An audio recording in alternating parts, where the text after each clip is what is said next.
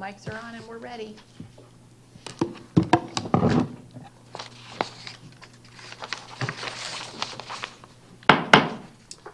Good morning. So good to see everybody. Welcome to the City Commission regular meeting. Today's Tuesday, February 12th, 2019, and it is 10:02 a.m. We are here in the City Chambers, and I call the Commission regular meeting to order. Those present are Commissioner Luke, Vice Mayor McDowell, myself, Mayor Hanks, Commissioner Carasone, Commissioner Emmerich, City Manager Lear, City Attorney Slayton, City Clerk Pito, Police Chief Garrison is right back there. That's good. So just a couple of reminders. If you would, please turn off your cell phones or put them on vibrate. And that's good. We're going to have an invocation provided by Pastor Jim Glazer of Atwater Community Church. Thank you, sir. And then we'll do the pledge. Father, we just thank you. There we go. Father, we thank you with grateful hearts this morning for your presence here in this meeting. Father, we ask you for the wisdom that you gave Solomon, and the riches would be good also, Lord. And Lord, we ask you for the fortitude to make the right decisions that you gave King David throughout his life. Most of all, Lord, we ask you for the love and the compassion of our Lord Jesus to be manifest in this meeting, and you be glorified. In Jesus' name we pray. Amen. Amen. That was awesome. Pledge allegiance to the flag of the United States of America and to the republic for which it stands, one nation, under God, indivisible, with liberty and justice for all. Thank you, Pastor. Thank you, Pastor Jim. First. Okay, if I can get a approval of the agenda, please. Approve the agenda as presented, Mayor. Second. I have a motion on the floor by Vice Mayor, seconded by Commissioner Luke. Chair, Yes, ma'am. are we doing the pulling of the Consent was by noon consent? yesterday. Yeah, well, some of us got other jobs. I Well, couldn't it can't be pulled a day before anyhow. I mean, No, it can be, suggested to it can be pulled, so that way he suggested, but knows it to have cannot staff be. here. Okay, it's just a very quick couple of questions on, let's do this. I'm going to try, if we have a break, I'm going to try to get it answered. Okay. And then if not, then I'll pull it. Sound good? Thank you. For the future, though. Well, for the future. I'm not a millionaire. For the future. Okay. We want to know which one. It's the ring. We have somebody in the audience interested in that also. Okay, so can I get the vote? And that one was being pulled anyway. Oh, good. Well, There you go. good not. Have that one pulled, it's my understanding from the agenda briefings. I'll Okay. still Well, that would've ask, been before. like I said. Still ask. Thank you.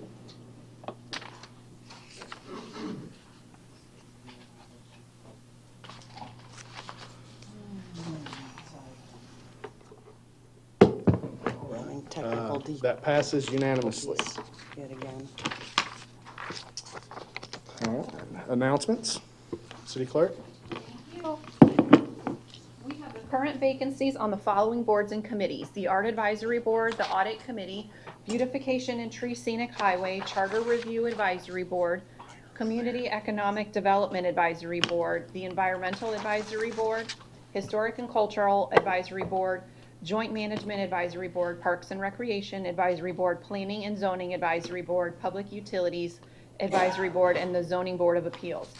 We have the upcoming expirations on the following boards and committees: Beautification and Tree Scenic Highway Committee, Charter Review Advisory Board, Citizens Tax Oversight, Police Pension, Board of Trustees, Parks and Recreation Advisory Board, Planning and Zoning Advisory Board. There is also a position for one Northport resident to serve on the Sarasota Manatee MPO's Tamiami Trail Scenic Highway Committee, and there is also a position for one Northport resident on the Sarasota County School Board Citizen Advisory Committee for School Facility Planning. Also, in regards to commission vacancies, I received an email from Sarasota MPO that the Public Transportation Task Force has a vacancy, and since Commissioner Emmerich and Carasone sit on the MPO, they're requesting that either one of them be appointed to fill that vacancy. So I wanted to leave that up to you all. Can you tell me which one that is and when it meets? Right before the regular MPO meetings. I believe it's like the half hour or 45 minutes prior to. Like 8:30 in the morning? I can do it. In North Sarasota? It is. Yeah, I'll get right on that. I can do it for you, miss. Thank you, darling. So we're good. So Commissioner Emmerich will fill that seat for us. I have nay. Okay, we're good across the board. Awesome, thank you all so much. Thank you, Mr. Image. Just need a reminder, that's all. I'll put it on your calendar. Hey, I'm going to remind you. Thank you. You need to make sure you make It's those. already there, apparently. At 7 o'clock in the morning. That one works. No problem. Wonderful, thank you. Okay, we're moving on to public comment. Vice Mayor. Mayor, I've got 3 of them. Okay. We'll start with Frederick Cohane. Are you here, sir? Yep. Wonderful. Do you want to go ahead and do it now? Otherwise, you'll be waiting a while if you wait for your topic. We'll do it as, I guess, my intro? Yes, sir. Okay, because I'm not well versed on the protocol. Anyway, good morning. My name is Fred Cohane, and I've submitted an application to be on the Beautification and Tree/Scenic Highway Committee, which I believe is also known as the Beautification Advisory Committee. I am a seasonal homeowner, but I've been in Northport the last 3 years. When I'm not here, I would certainly be willing to make myself available for meetings as well, you know, via whatever teleconferencing or electronic communications you might use. I'm also recently approved by the police department as a volunteer and helped out at events such as a rodeo, and I do believe in public service. Apologize for reading, because last time I was sort of freewheeling it and then the red light was flashing over there. So at the end of November, I attended one of these meetings, and I commented regarding a litter along 41, particularly from Northport to Sumter. And rather than just complain, I did offer to contact the local owners, write letters to fast food corporations, and so forth. I don't know the outcome of that, but I did understand that, you know, you may have taken some action regarding that. And I do have more than just complain. I just have, you know, some ideas. I still have quite a few additional ideas. As for me, I served on the board of directors for over 12 years, what's called the New York, New Jersey Palisades Nature Association. It's a large several hundred acre preserve and museum on the scenic Palisades overlooking the Hudson River in New York City. I also chaired the Personnel and Benefits Committee for the employees that work there, sort of a busman's holiday, because that's what I used to do for a living. I also participated and led several river cleanups because I was trip leader for a couple canoe and kayak clubs in New York and New Jersey as well as Pennsylvania. Professionally, I'm a retired HR director from a large private corporation as well as a not-for-profit. I consider myself to have good people skills. I have also have extensive background in labor relations and union negotiations, including police departments. So, you know, if I could help in the future, I realize it's premature. When these other committees down the road, I'd be glad to do that. Anyway, thank you for allowing me to speak, and I look forward to your response. And it's still yellow, so we're in good shape. All right, thank you very much. Thank you. sir. Okay. Okay, next I have Sandra Henderson. Please state your name for the record, and you have 3 minutes, ma'am.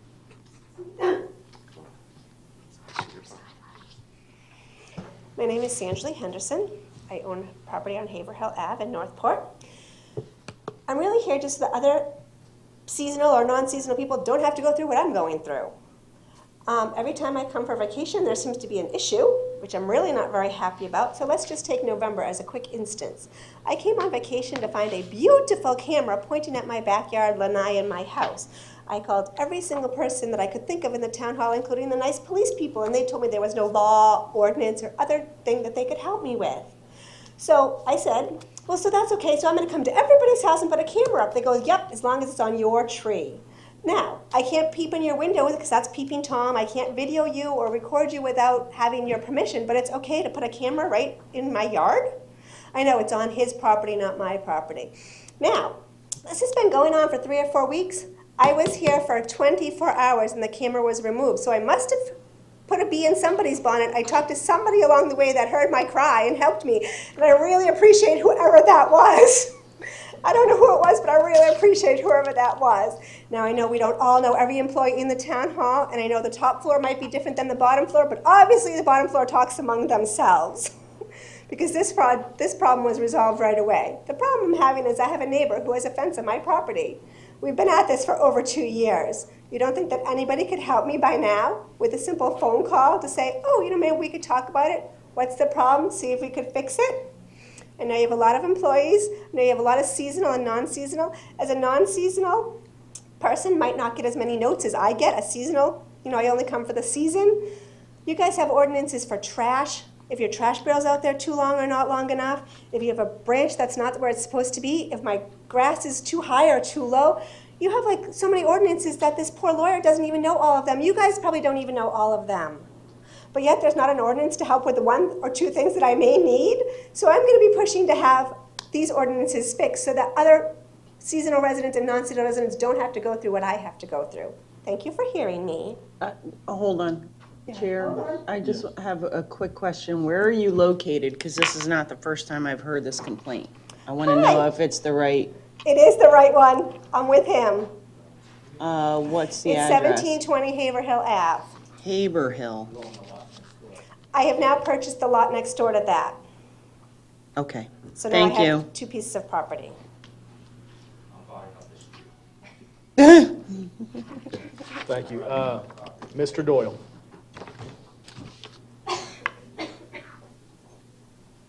My name's Tim Doyle. I'm here to complain about all those ordinances and selective enforcement of your laws and the good old boys network that keeps the town rolling.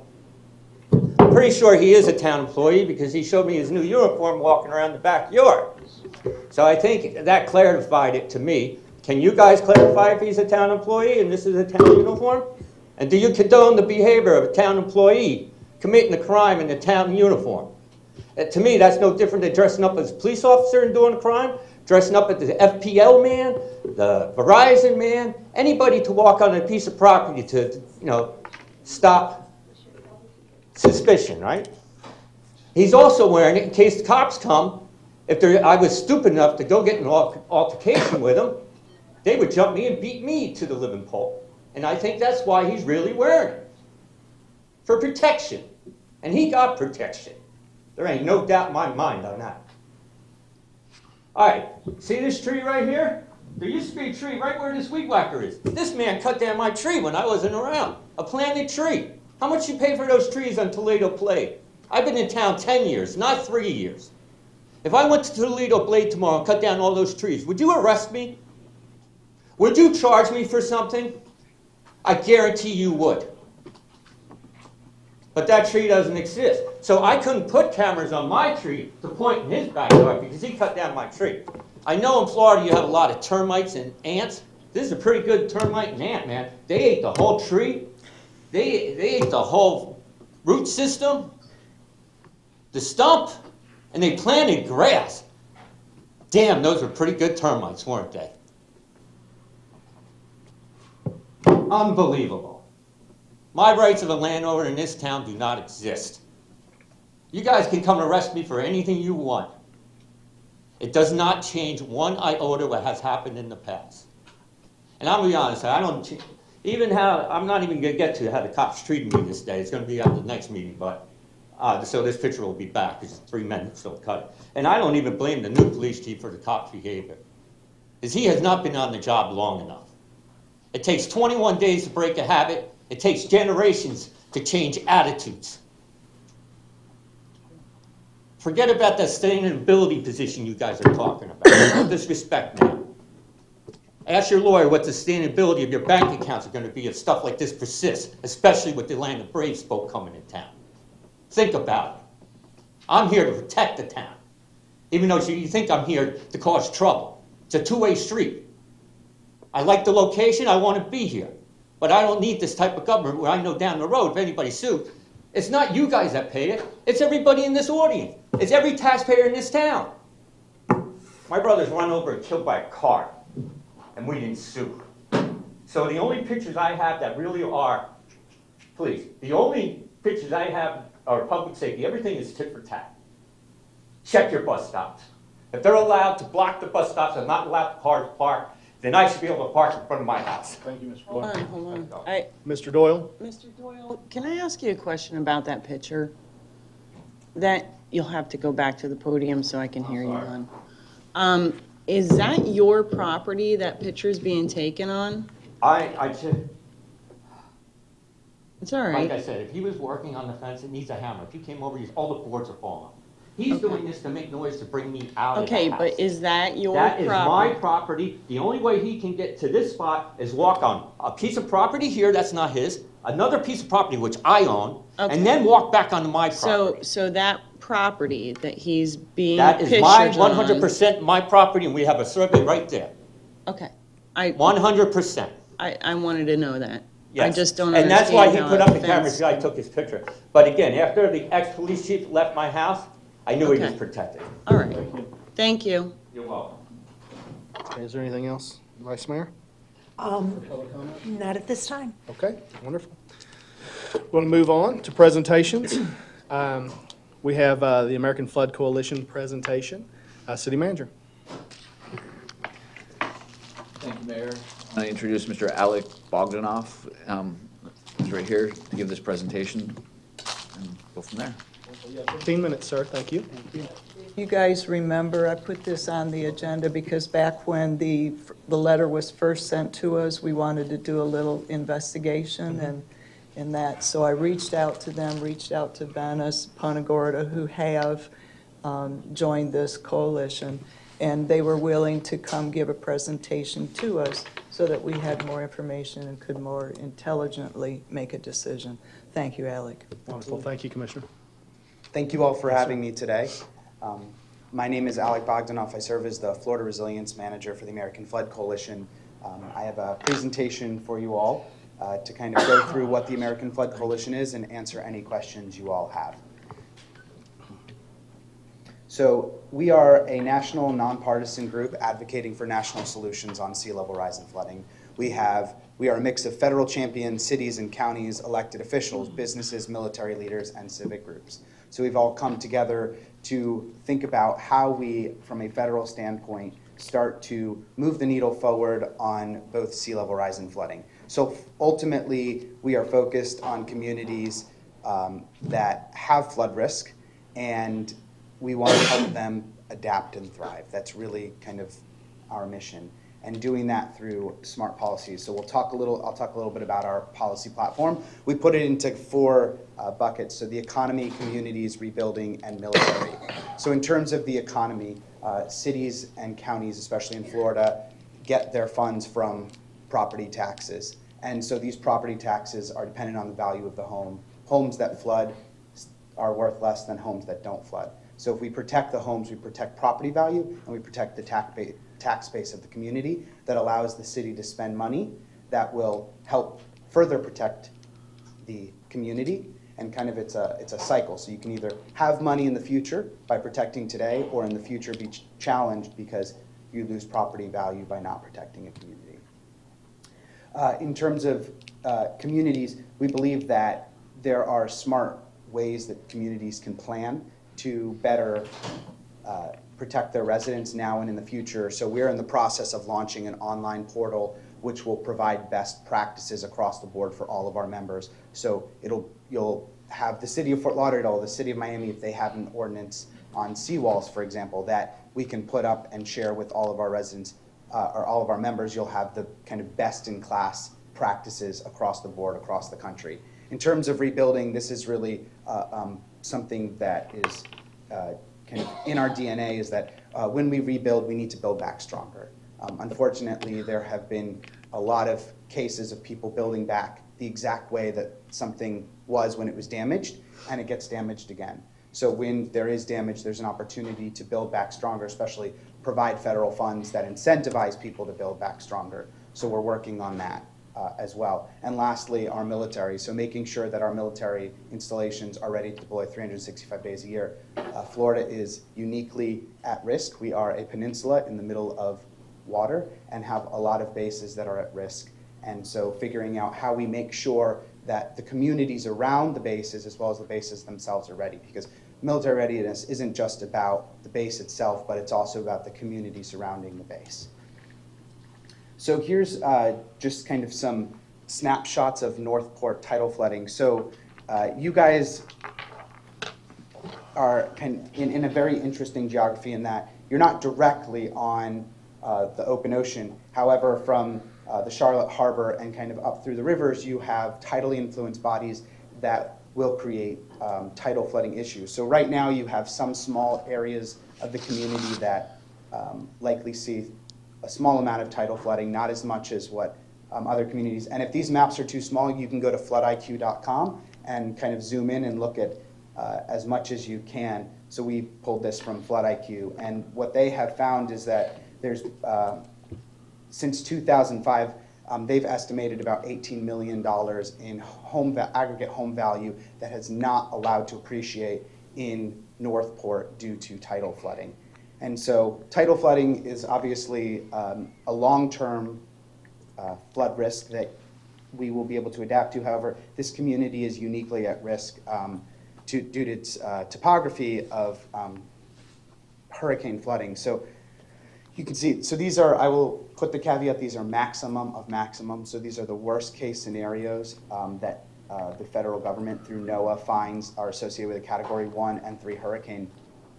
But in a Category 1 hurricane, there are distinct parts of the community along the southwest component corridor that do flood, as well as when you look at Category 3 hurricane, there's a significant part of the community that's at risk. And this is at 2033. So what we're looking at is saying, well, you have some flood risk today, but if we expect about 2 feet of sea level rise by 2060, what does that mean to this community and the surrounding communities?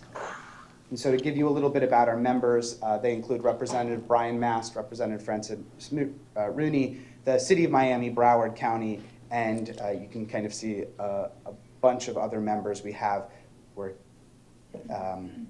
about 26 cities and municipalities and growing rapidly in Florida. So Florida is one of the 3 states that we launched in, although we have plans to go we're focused on coastal states, and then we're going to go nationally as well. So to tell you a little bit about member benefits, one, it'll give you a platform. So we will be your platform to help you advocate on a national level for national solutions. We do work on a state level if there are things that we feel very strongly about. As some of you may have seen, the governor recently created an Office of Resilience and Coastal Protection. So the state as well is moving forward in this resilience direction. In terms of a forum, you will have opportunity to interact with folks from all over the country who are sharing best practices. So one of the things we're learning is that because this is something we've never really dealt with before, each municipalities and counties are trying things differently. And so trying to find the right things that work and share those is something that will help everyone in the long run. And then lastly, we do develop tools as well. So we have a kind of quick start guides for city commissioners and mayors. We have one for chambers of commerce as well, if you want to engage your chamber of commerce to help them think about how to move resilience along, make the community more resilient. And then also we have a vulnerability assessment guide, which will walk a municipality through what a vulnerability assessment looks like. We have a version for both elected officials and for the technical staff as well. And so we're building our member resources as members continue to ask for more things. And so joining is fairly easy. There is no cost to become a member. We do not create any legal ties or obligations for the city itself. And we are growing rapidly, and we, again, launched in March of 2018. So we are coming up on our 1-year anniversary and have 123 members from across 10 states. So I'm happy to answer any questions, and we provided a sample resolution for you all should you choose to join, and we would be very happy to welcome the City of Northport into the Flood Coalition. Great. Commissioner Garrison? Just one question. Your flood IQ maps, is there other maps that show different types of topography that have different types of, I don't know, current areas of flood mitigation and sea level rising and? Like Or is different that like geographic areas? Yeah, or? I mean, is that like the go-to map? That's So- the one that everybody uses. So the flood, we work, the group that created that is called the First Street Foundation. We have a partnership with them. And so that's one of the options. There are plenty of kind of sea level rise viewers. NOAA has a sea level rise viewer. FIU Right. has one. The state has one that they worked with on roads. So there are a lot of different viewers, and they're all a little different in terms of how they kind of show the data, but there are a lot of tools out there. This Okay, tool, so go what I'm ahead. trying to get at is that this is not the only map that exists, and there's others out there by, say, NOAA and the state that may show different results. So the storm surge is from NOAA, so that's data that Okay. NOAA has produced that they are using. The tidal flooding data, yes, they are using, it depends on the sea level rise curve that you choose and how that kind of manifests into what the maps look like. So one of the challenges with sea level rise is that it is uncertain in the future. We don't know exactly how much we're going to expect. Our best estimates are about 2 feet by 2060, but once you get beyond that, there is kind of a range of possibilities. And so one of the things a lot of municipalities are doing are joining together, especially kind of regionally, we're seeing that in Florida, to come up with what curve they want to use for planning purposes. Okay, thank you. Vice Mayor? Thank you for the presentation. I just went onto the flood IQ map and just plugged in City Hall. And it says here that City Hall is already at risk of flooding from a Category 5 hurricane. Sea level rise, this risk increases. We are so far inland. So I don't understand that statement, given how far inland we are and away from bodies of water. So I was looking at the resolution, and I don't know if this is for you or maybe this is a conversation we have with the commissioners, but the 10th whereas clause, it says whereas and then reference flood prevention and sea level rise work done, past tense done by the city. Can somebody fill me in as to what that may entail that we have already accomplished? Well, as far as this, we would have to look at it and come up with, this wasn't our resolution, it's something we would have to look at and fill No, I in. understand, but if we're going to mimic it, I was curious how that would get filled in. So, City staff, we would go through and figure out what we've done that might help with sea level rise. I would assume that this would include increasing our capacity in our canals for waterways and in waterways. So anything that would help us move water is something you would list here. I know you guys have substantial public works projects in progress right now that are specifically geared towards your stormwater system. And those are the types of projects that, definitely help reduce flooding in communities. So again, we're looking at kind of flooding generally, which could be from rain as well. at the very bottom, it says that the flooding and will work as a member. So what's, I'm not sure what the word is. What would be our responsibility as a city to be a member of this? So we don't ask anything of our members. We don't say, in order, if you are a member, we need you to do X, Y, or Z.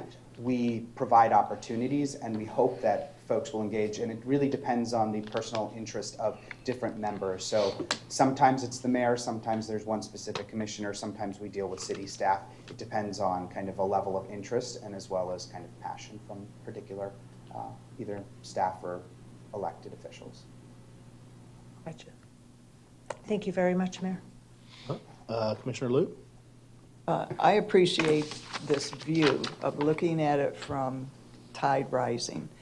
We look at storms all the time because of being in Florida and hurricanes and that, and we measure with that. But as the sea level is rising, so does that tide.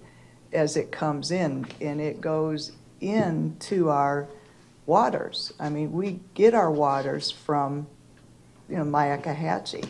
So it can, affect us. That's why we have some of the excellent work that we do in that department to keep that brackish water from going further up, and how high would the tide have to be to break those barriers and actually cause a problem within our drinking water. So I appreciate the interest that you guys have of viewing it from sea level rise. It's a new twist and I like it, and I'm sure everybody along the coasts are appreciating this. If we do join the coalition, is the staff able to reach out to you for any type of information? They don't have to go through a process or that. There's a contact person and they can say, hey, I need to know what you're showing in this area, what's, okay. No, absolutely. That's part of my job is to work with our members across the state of Florida. We also have a team in DC that's rapidly growing, and all of those folks are resources to our members. Thank you very much. Wonderful. Okay, I have no more questions. Does anybody on this board desire to take action? Yeah, I would like to see it go forward. I know this is a presentation, so you can't take a formal vote, but I would like to see staff work on a resolution that fits us for joining the coalition. Okay. Do I have a consensus to do that? Yes, sir. Mr. Imich? Commissioner Pearson? Yes. Okay, so we have a unanimous consensus there. That we'll get staff to develop a resolution that works for this city in a conjunction with your presentation. Thank you very much. Thank you all very much for your time. Thank you. Quite a timely subject, too. Aren't we having meetings tomorrow on The flood. Ma'am. Meetings tomorrow. Well, yeah, I mean, they're not like a, It's a community. a community at 6. Alec, thank you very much. Thank you, sir. Okay, we want to move on to public hearings. We have item 5A, which is second reading of ordinance 2018-65 to modify the citywide fee schedule to change certain development review, police, parks, and recreational facility rental, and road and drainage fees for fiscal year 2018-2019. City manager. Oh, sorry, city clerk. Thank you. Please read ordinance by title only. Ordinance 2018-65, an ordinance of the City of Northport, Florida, amending the code of the City of Northport, Florida, Appendix A, City Fee Structure, to change certain development review, police, parks and recreation, facility rental, and road and drainage fees, providing for severability, providing for conflicts, and providing an effective date. Thank you. Thank you, city manager. Thank you, Mayor. This is the second reading of the changes to the citywide fee ordinance. We went in them in quite a bit more detail in the first reading, so unless you have any questions, I'll just turn it back to you. I have one questioner here on the board, and she is not in the room. Do I have any Those are other my questions? favorite kind. I do not. No? Mayor, do you want to, I don't know if she's. She'll be back any second. Any second, or? Okay. Let's take a 3-minute break. Thank you.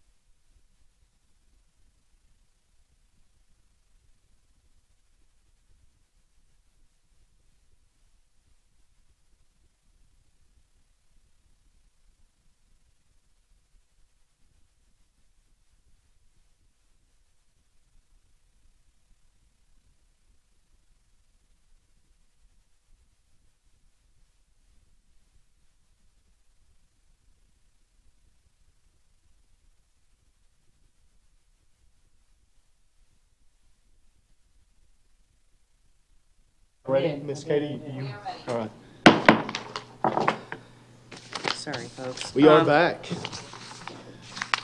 And I cannot access my screen again. You may have to refresh because we paused. Yep, that worked. Refresh. Okay, Commissioner Carasone. I'm not sure if anyone is aware of this, but if you go to page 11 of Appendix A,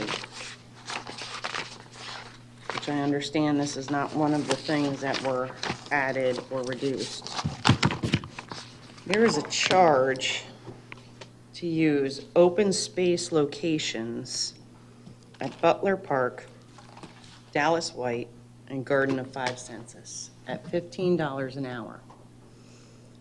So if you want to put a blanket down on the open field of any of those parks, it's $15 an hour. Not to mention all the things you have to come inside to City Hall in order to reserve it. Okay, so let me ask this question.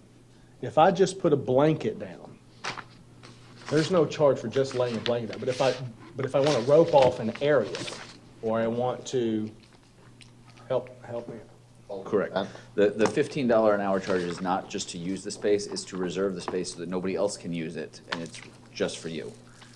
So if you want that open space, it's $15 an hour. And how is that guaranteed? Do we rope it off? What do we do with the open space? I'll let our, How do people know?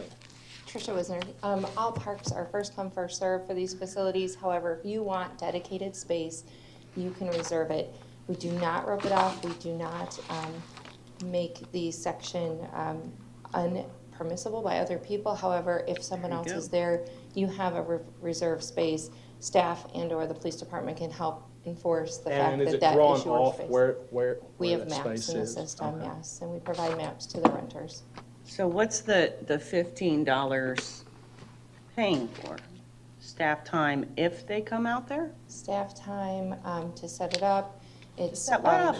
It was a discussion with the commission a few years ago that was the fee that was determined. It is in line with fees from other facilities, but it makes that that value for the space so that it is a reserved exclusive use space for the patron, you know, if you're gonna have a birthday party or something of that nature. I guess that my problem is if you're going to charge something in government, it should be because that's what's being expended. And we were just told that nothing's roped off. So There are fees for processing, there are fees to make sure that the patron has what is needed. If you're gonna put a bounce house or something like that on there, there's a lot of routing fees to make sure that the insurance is appropriate, to make sure that we're prepared for that. So there are some fees associated with just processing that rental. there comes a time when I have to wonder if this isn't dual taxation. That's all I have to say. Thank you, Commissioner. I have no other questions. I have my motion light on, Mayor, if you want to hear a motion. I make a motion that we approve ordinance number 2018-65, modifying the citywide fee schedule as presented for second reading. Second. I have a motion on the floor by Vice Mayor, seconded by Commissioner Luke. Anything to that, Vice Mayor? No. Commissioner Luke? No. I have nobody else. Let's take the vote.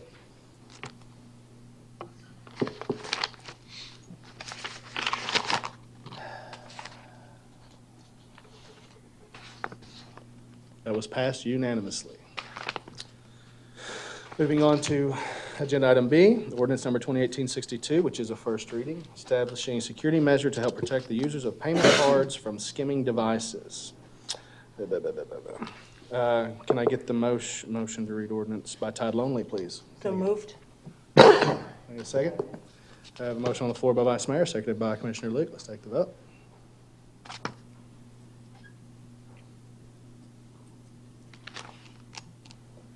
Passes unanimously. City Clerk. Thank you.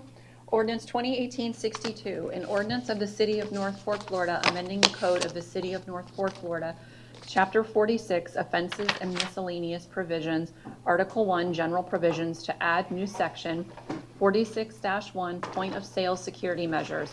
establishing security measure requirements for owners and operators of automated teller machines, gas pumps, and point-of-sale machines, providing for adoption, providing for conflicts, providing for severability, providing for coding, and providing an effective date. Thank you. City Manager. Back in June, the commission directed us working on an ordinance for these skimming devices. The police department is here. They've worked with the city attorney's office in drafting this ordinance. So I'll turn it over to them to make a presentation or answer any questions you may have. Thank you. Good morning, Todd Garrison, Chief of Police. So the initial scope of the ordinance was to target all point-of-sale locations within the city. We drafted the ordinance as recommended. However, we're speaking with our counterparts that have similar ordinances. It is the police department's recommendation that we would only concentrate on the gas pumps. And that seems to be the most targeted locations as far as these devices being attached to. It would be very manpower intensive to target every point of sale location, whether it's inside a business, a school. Tracking those point of sale locations is virtually impossible unless we require those vendors to, register those point of sale locations with the city. So that's our recommendation, that we would target the gas pump locations. Thank you. Vice Mayor? So I just want to make sure that I read the email correctly when I asked the question, how many have we had in the past 5 years of skimmers found? And it was 5, basically 1 a year, with 2 in 2015 and 3 in 2016? We have not had a lot of targeted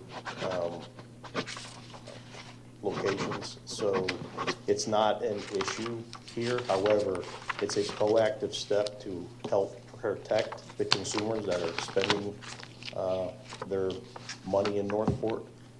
And it's a very minimal task for the store owners to do in order to help secure their consumers. So during that specific time range that you initially requested that I was sent, we didn't have any skimming during those time frames. Any caught? Well, that's correct. There's a There's a difference. difference. There is a difference. So there were no devices located. Okay. In the ordinance, it says that there would be a $250 fine per pump. Wondering who does that money go to and how will it be used? I'm assuming it would go into the general fund. That would go into the general fund and be used to offset general fund expenditures.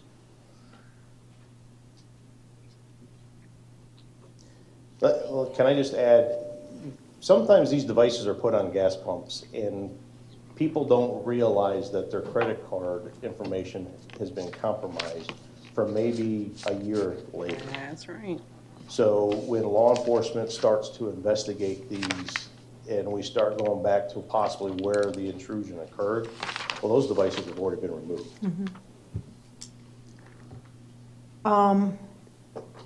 If this ordinance passes second reading, I am concerned because it says the effective date is, it says it will take effect immediately after adoption. To me, that means every single gas station in the city of Northport will be non-compliant. Am I correct, City Attorney? Yes, ma'am, that is correct. And there are 2 different approaches to address that. If the commission were to want to delay that implementation, one would be to change the effective date and make it take effect at a date certain in the future. The other would be to go ahead and leave the effective date as is, with a commitment from administration that they would not enforce it to the full extent for a certain period of time, so they could still write warnings or inform people and educate people. So if I don't know how long it would take to implement, so I'm going to just say 6 months, because that we would need to find out how long something like that would take.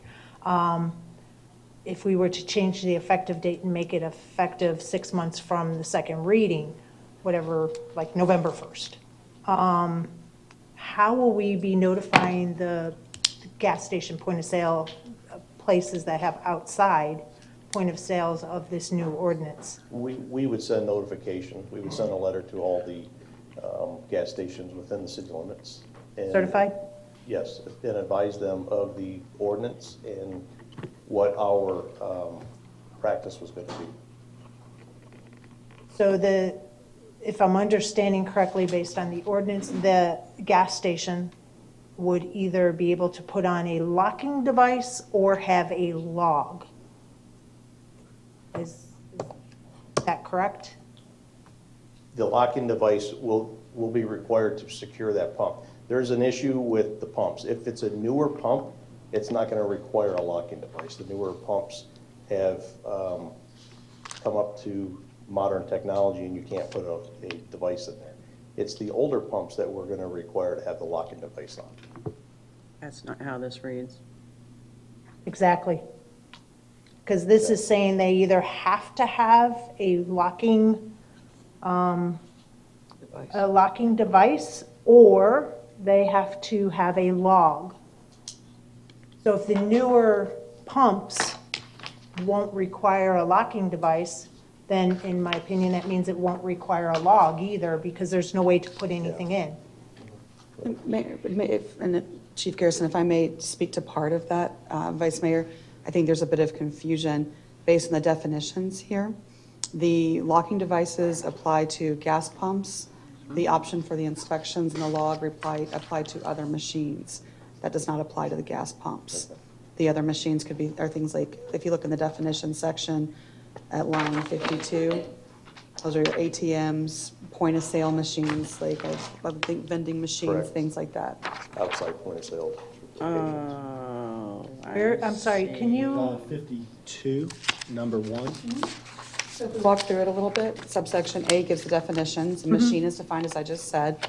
There's a separate definition for gas pump that is defined below it in subsection 2.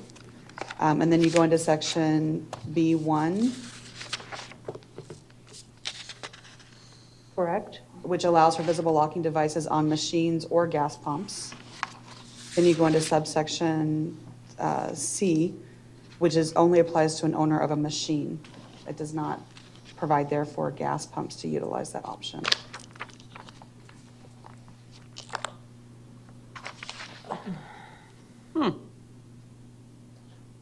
Didn't catch that. Okay.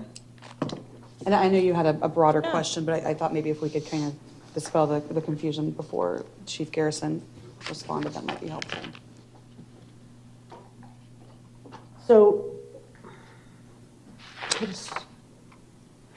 So they will be required to put a locking device on the pumps, On the gas pumps, yes, ma'am.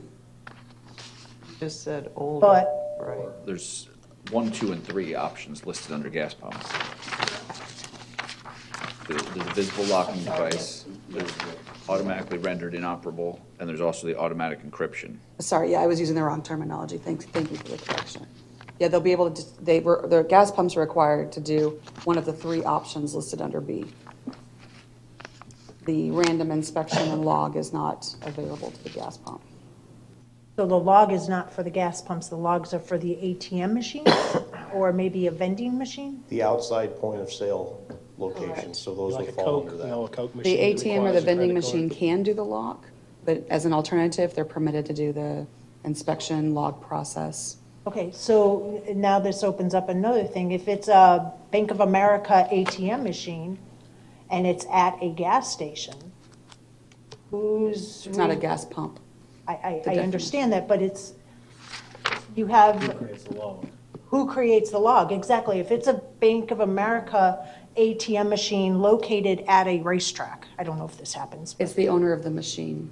Owner of the Is how machine that is ordinance required, reads. so you would have to contact Bank of America in Timbuktu someplace and say, where's your log? Or it could be required to be on the machine. How is that gonna work? I'm having, And Vice Mayor, that's really why it's my professional recommendation that we solely target the gas pump locations. Because as you see in today's society, there's point-of-sale locations everywhere, including even in this building. Right, and I understand on the outside part, I get the To be able outside to- only, but there's plenty of vending machines outside of establishments that are owned by a third party, not necessarily the racetrack or the Circle Ks.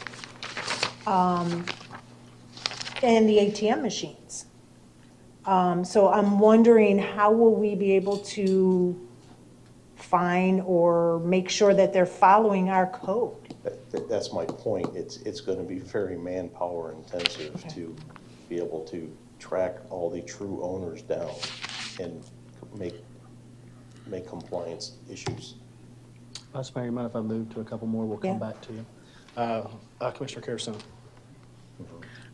Jumping off of that, though, I mean, your definition of gas pump doesn't really speak of the charging device that's within the gas pump. Where is that?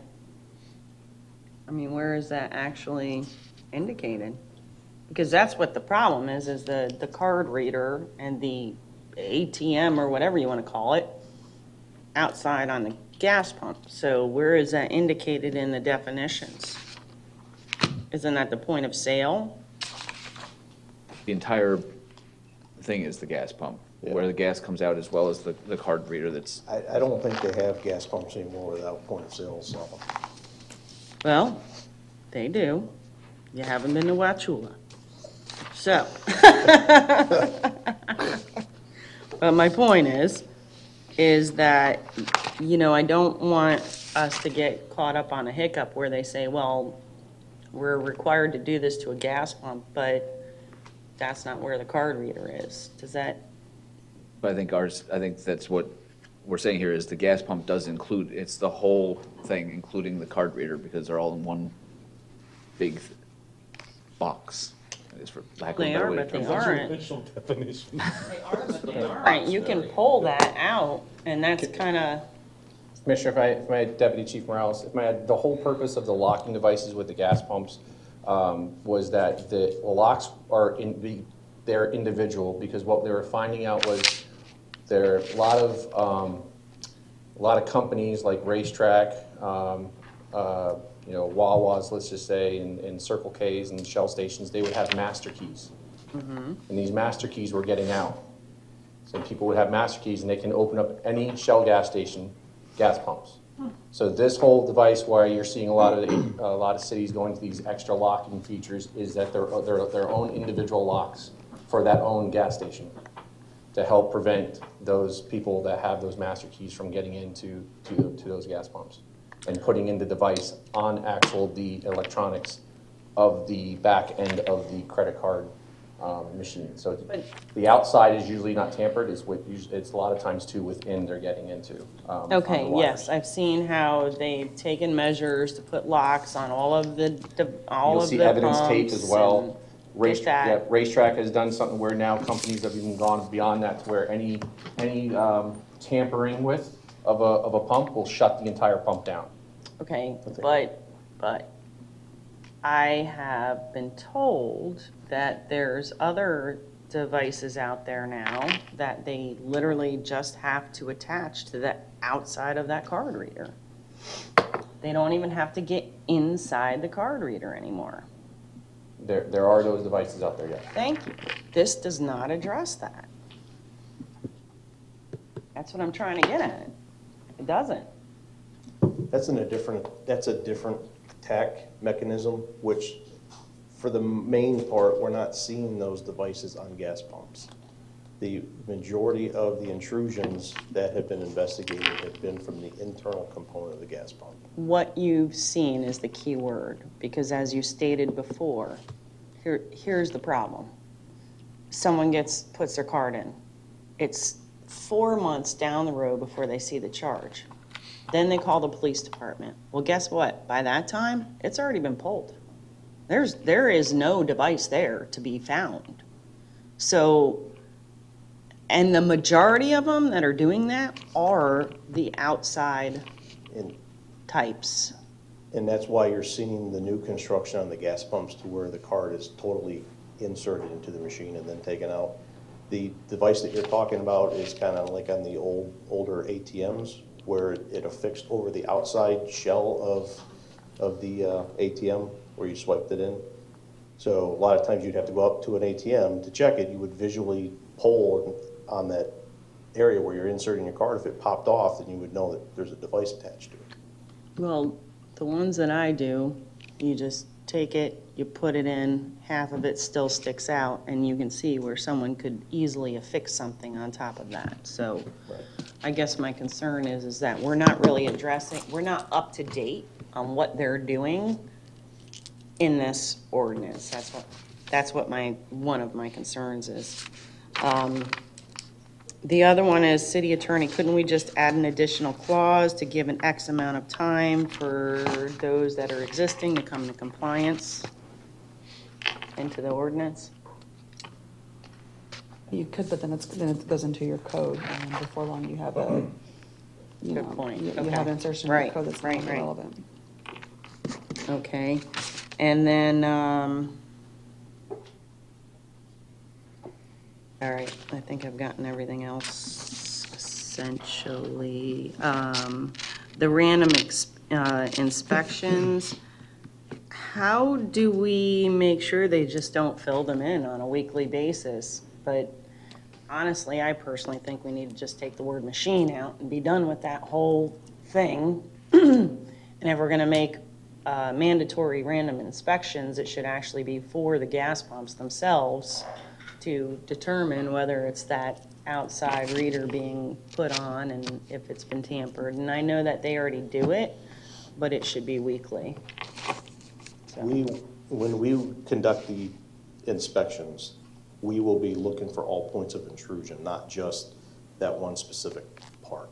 But you're only gonna inspect on occasion. This is a requirement of the internal business to do those inspections and keep a The log. police department will also be conducting inspections on the gas pumps within the city. I guess what I'm trying to get at is that it only takes 3 days, you know, and by the time they get to, say, racetrack, they've already been there a month ago, but by the time they get to racetrack or mobile, is usually the good one, it's already been put up and gone.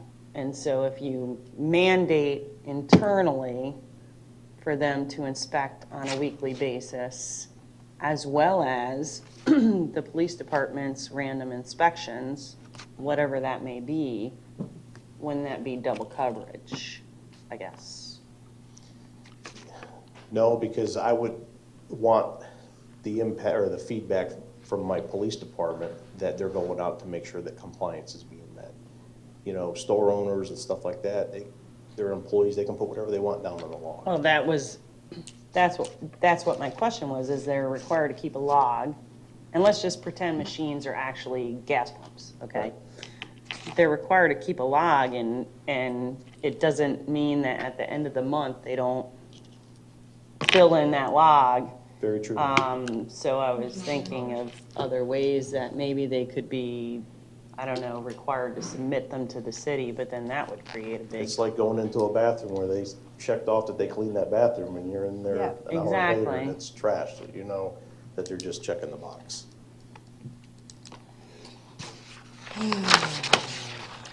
However, I think that if they see the enforcement effort from the police department and the inspections from the police department, it will give some credence to the ordinance and kind of encourage them to comply with what we're asking. Last question on section 46-1, point of sale security, go down to B1B. Talks about visible locking device, but yet it does not have to be on every individual machine or gas pump. Am I reading this incorrect? Because it says the access code or key may be limited to the location of the building or structure, blah, blah, blah, and not to each individual machine or gas pump. So my concern is, does that give them leniency to only secure every other gas pump?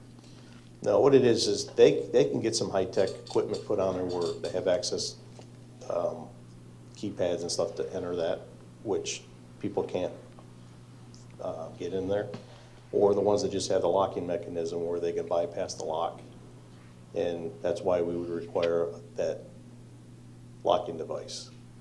So should we not clarify somewhere in there that it's mandatory that every individual gas pump is secured? I think it says, this is talking about, you're talking about B1B, where it says the uniqueness of the access code or key? Is that the one you're looking at? Yep. That's just, I believe, referring that you don't have a separate key. You have 20 gas pumps, you don't need 20 keys. You can have one key for all 20 gas pumps, or one access code for all 20 gas pumps. We're just not requiring you to have, they all have to be secured, but you can have a key that works all 20 of them. I get that. Okay. So But if you look at number 1, it doesn't say every gas pump, it just says gas pump. And then you read B, it leads me to believe that I can just be random with my gas pump. I don't have to have every gas pump secure. Get what I'm saying? It's about how it reads. It's about, I get what the intent is, don't get me wrong, but it's about how it reads that, and, Shell have bigger lawyers than us, folks, I guess that's the way I read. I don't know if the attorney has a different reading of that. It was certainly intended to be that, every machine has to be locked. Mm-hmm. I get that. I'm just telling you how it reads. So that's the Okay. intent. We'll move on to another commissioner. Yeah, I'm good. Come back to you. Commissioner Luke? I stumble a little bit with this because we're regulating one business, one industry, and making them pay for a device because of our regulation when actually it's banking and the fuel stations and things like that that should probably be regulating it themselves. And I think they are coming up with some ways, on these point of sales in order to to enhance it. Technology changes constantly. And we might have them put these on and who knows what else. I mean, they can walk beside somebody and swipe their information just, in a pocket. That's how high-tech some of this technology is. And so I question, what are we doing to the businesses trying to make a living within our city by regulating and making them pay for things, and then when the next technology comes around, we make them adhere to try to block that technology. So my question is, what do we do currently with trying to monitor this? To monitor it? Yeah. I mean, you guys go out and check for these types of things currently, don't you? Because you have caught some. Right. The Department of Agriculture, who is responsible, that governs this stuff, we have worked operations with them and gone out and inspected gas pumps. But without the ordinance, we have no outside ability to make them comply with trying to safeguard our consumers that are spending money in the city.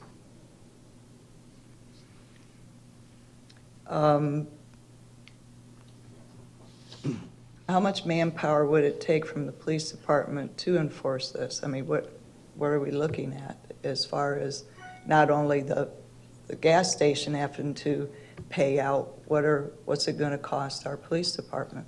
We're looking at around 8 hours a month to do our inspections, to handle everything. But how long or how often would you be going out, monthly then? I don't really want to say how we're going to do that enforcement tactic, because we want somewhat of a surprise so people don't expect us there at a certain time. But we're also going to build it into our VSA and our CSA officers, who are going to be trained on the detection of these. So when they're randomly just driving around the city, they can pop in and out of these gas stations to see if there's anything suspicious there. Do you know how much these devices will cost? You can I mean, go- we don't just have big, like racetracks, we actually have families who own gas stations, 6, 8 pumps maybe, and so this is going to be taxing. So how much is a single device cost? I think you can go to a local box store and buy a hatch and a lock for under $10. A hatch and a lock is going to be fine. A hasp and a lock. Okay, so you're not talking a device to go over where the card swipes or anything? No. If those store owners want to buy the high-tech stuff, they certainly can do that with a private vendor. And you're looking at anywhere up to $2,500 or so to install it. Right, those are the ones I was thinking this was doing, but they can actually just go buy a hasp to close the pump? And that's exactly what Cape Coral did. Interesting. Back off that? Sure, go ahead. I'm sorry, Chief, you're saying that they, on the email, it might be a typo, I just want to double check. In the email, when I asked the exact same question about the cost of purchasing, you said a hasp and lock from a box store at around $100 per store. Did you mean $100 per pump or $100 per gas station? You can Okay, buy so if you have 10, right. okay, now I understand that. Thank you for that clarity. Okay, Cape Coral did something, I think you just named. How many other cities in the states in this state have done something like this? Charlotte County just enacted it. So about three municipalities in the state have. Commissioner Leek, I can answer that question to a certain degree. Before this conversation came forward, when the mayor first asked me to look into this, I did research and I found a location, I believe it was in Wisconsin, perhaps Madison, that had adopted something related to gas pumps. And right around that time is when Cape Coral also adopted something related to gas pumps. Since then, I believe 1 or 2 other jurisdictions in Florida have adopted something also just to gas pumps, not these other types of machines. So unless there's somewhere else in the state that I'm not aware of, it is just a handful. One of the reasons why I brought this up too was because, well, actually, it happened to my wife several times last year. And so I started just looking into it. And in my looking into it, I found that the state of Florida, because of the tourist industry, that these skimmers are growing, or this type of crime is growing like 60% a year. Every year, it's really becoming an epidemic, I believe. My goal was to kind of hinder some of it before we got to a place where we had to look back on it. But anyways, that was kind of I understand that. I have had it done to me also, but I see it fading away more than increasing because I believe the banking industry and the gas stations are regulating themselves in order to protect their clients. So totally understand that you are trying to protect. It's just more regulation that I have a little bit of problem with. Thank you for answering the difference between the log versus the device. That one had me stumped.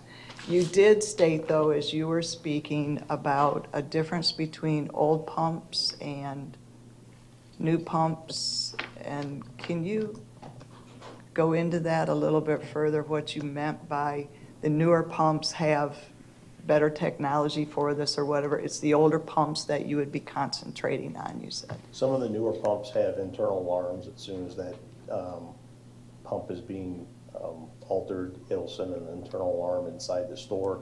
The locking mechanisms are definitely upgraded, and also the swiping capability is also changed on the newer pumps. You don't just insert your card like you normally do. It's inserted in a different way, so it's protected. All right, so even on those pumps that are higher tech, we still want to have them put a locking device on them? And help me understand, because you just want the pump to be locked. You're not talking about where you swipe the card. You're just talking about locking the door shut on the pump. Right. It's the pumps that you can't access that internal component like you can on pumps we currently see now, where you just pop that door and everything's right inside the face of that door. The newer pumps, everything's more like internal, so you're not gonna be able to insert the skimming device inside. Okay, so it will prohibit somebody opening a door, putting something internal in, but it's not really going to alter anything else that might be put on the face of it. Correct. Okay. Like we said earlier, technology's changing Oh, yeah. constantly. So, you know, it's just like Huge, buying a rapid. computer. As soon as you buy it, it's outdated. So, yes, is some of this older technology? Absolutely. And this is something that's constantly going to have to evolve and grow as technology changes. Thank you, sir. Thank you, Vice Mayor. Yeah, and as technology changes, it gets smaller and smaller and smaller, and you can't, at some point, you may not ever be able to detect it. So until it's too late and you've been compromised. I'm wondering, does the Northport PD have authority to go to the racetracks or Shell stations, any of the gas stations now to check randomly for skimmers? We can, if we're getting gas, we can look at the pump and you can see if it's been altered at all, you know, if the tape's been cut, you know, visual stuff. But the Department of Agriculture actually has the right to go in and inspect the internal components of that gas pump. So it would have to be under their authority. But Gotcha. we, as any citizen, can go and look at the, you know, if that security tape is cut or if the lock is hanging out, you know, we can look for visual obtrusions. So if by chance you see that, just as a random check anyhow, what do you do then?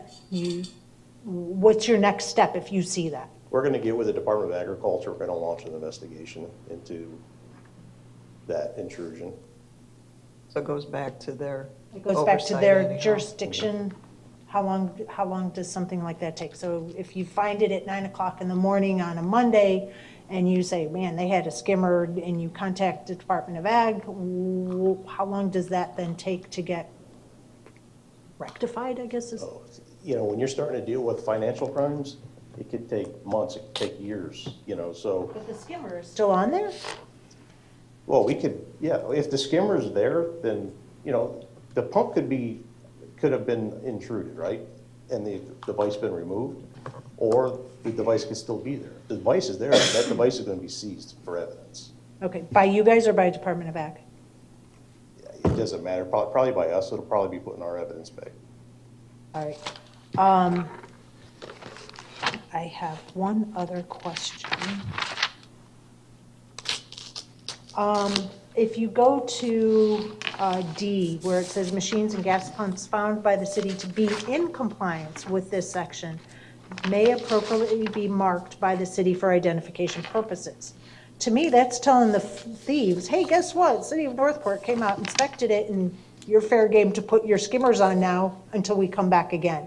I think, I'm confused. Why would we advertise we inspected it and everything is good when they can come in quickly and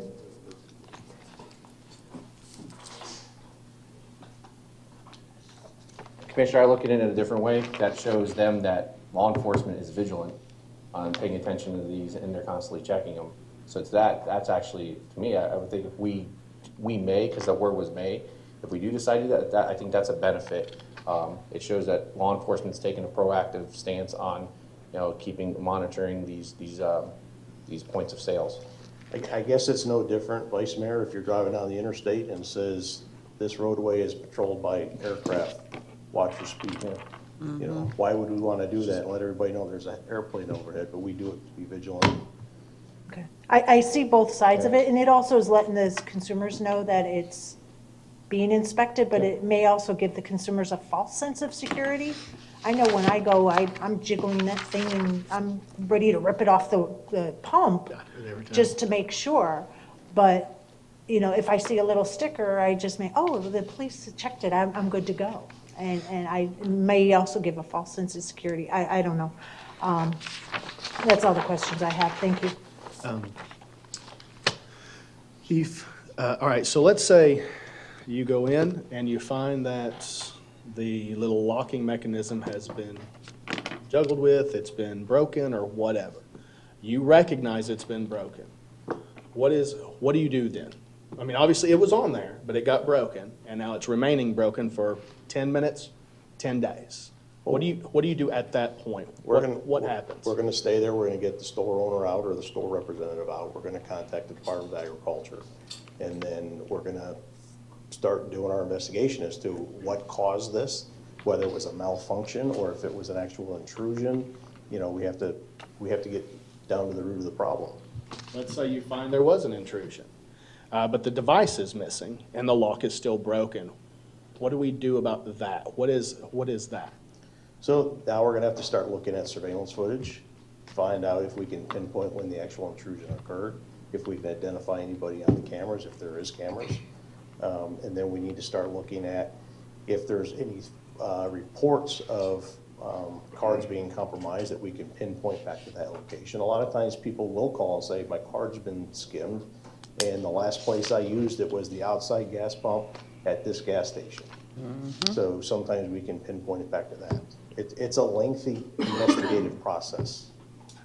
The direction There's a lot of moving parts. Yeah, the direction I'm actually coming from is more from the regulation side of it, towards the store owner. So let's say you watch the video, you find that, all right, something happened here. It happened 4 days ago, but yet you're looking at this lock and the seal, and it's still broken. Now, they obviously didn't call you when it happened or anything like that. What do you do then? I guess that's, I'm trying to look at the regulation side of it. What do we do about that? The Department of Agriculture right now handles all of that, so it's their processes. But your regulation is the device has to be on the machine, but it's been broken for 3 days, you found. Right. What is our recourse for that? What would you do with that? Right now, I have no recourse, because I don't have an ordinance. No, I know, but after the ordinance, how would that play out? I'm misunderstanding where you're coming from. Yeah, I'm sorry. How would that play? All right, let's say the ordinance goes into effect. You go out here, you're over here at the Circle K. You find that there's been a break. All right, your officers are out there. They see that there's been a break, so then they do all their proper things to make the call in and do all that stuff. So then you guys come out, you review the footage. It takes 3 or 4 days to do that, but you realize that the actual crime was conducted 3-4 days before the lock was found broken. Right. Or how do you address that with the store owner? How would that be addressed with this ordinance? We would have to show that they're not in compliance with the ordinance, and we would have to start the fees. So it would be one of those things, all right, so for the last 3 days, you obviously didn't check your machine, even though you're not regulated to do so, but we found that it was broke, therefore it is in a violation because it is not sealed up. That's the way it would be? Yes. Okay. Commissioner Carrasone. I am so glad you said that, because I truly believe that that inspection should be daily, a required daily inspection of the gas pumps. And then if that does occur, because these things are on there sometimes 3 hours, 4 hours, 24 hours, it could be as short as 15 minutes. It's amazing. If you require that inspection for the pumps, and you go in there 3 days later and see those inspections have not been kept up, boom, you've got your evidence. Okay. So that's one thing. What was the other thing? Hold on a second, real quickly. Let me review this. When it says all random inspections shall be documented, shouldn't it have the outcome of those inspections, whether it passed, failed, or is questionable, or, you know what I mean? Or does it matter? Where are you at? Sorry. It What's that? is C3, page 3. Are you referring to the inspections done by law enforcement or by the store owner? Nope, store owner. I'm just, again, pretending that machine is replaced with gas pump, okay? That log just says that it should be a log. So they basically check off, yep, I looked at it. Should there not be something there that says, I looked at it, it passed, it failed, or it's questionable? I don't know. Or is it just redundant? Does it matter? Well, I think if it didn't pass, then they should be reporting it. And there's the problem. Because right now, I know they already look at them. They look at them weekly. And there's a lot of times that the employees believe it's questionable, but the owner doesn't do anything about it. So, I mean, it's just a thought. And then that log shall maintain on premises at all times, so that the owner does not bring it home. What was that? The log, though, is not for the log is not in replacement of the locking devices. The log It would is. be in addition to. I am just, Yeah, I the log believe currently it would is be for in addition to the locking devices. Because here's what my problem is, and I'm just gonna throw it out there. The way it's written right now, the locking devices is all internal. And I'm gonna tell you right now, nobody is going to have to do this, because all of these current gas stations already have locking devices on the front. Go to any gas station, you'll see it, there's a key on the left, there's a little red tape, and they don't have a problem. A lot of the times, if they do get inside of it, they get inside of it, and you'll see the little red tape that's kind of shifted, and someone will tell the owner, but they don't do anything. They don't care, it's not their money. Not all of them, but some of them. It also doesn't address those devices that get put on the outside. And again, you know, I think that with this locking device, you're only working with the things on the inside. And so if you add the requirement for a daily inspection, which would be the same as when they go and they sweep and they empty the trash, they do a daily inspection and say, yep, it passed, it failed, I've got pump number 5 is questionable, and that's inside that building. Something happens, now the police department has something to work with. Other than that, every one of these pumps have keys, key entries, and they're still getting skimmers put in them. So, you get what I mean? That's because some of those locks that you're talking about Have master keys. have I get master that. keys I get that. and can be defeated, so It that's also, why some they're of them are requiring- internally being compromised too. Exactly.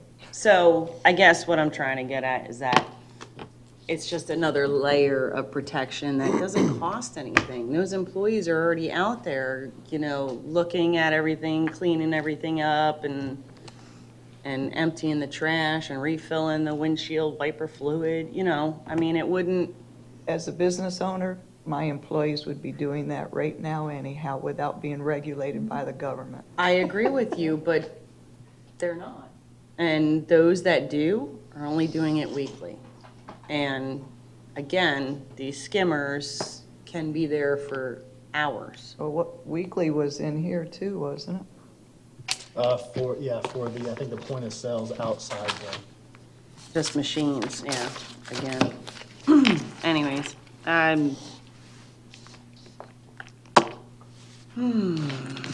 that's it.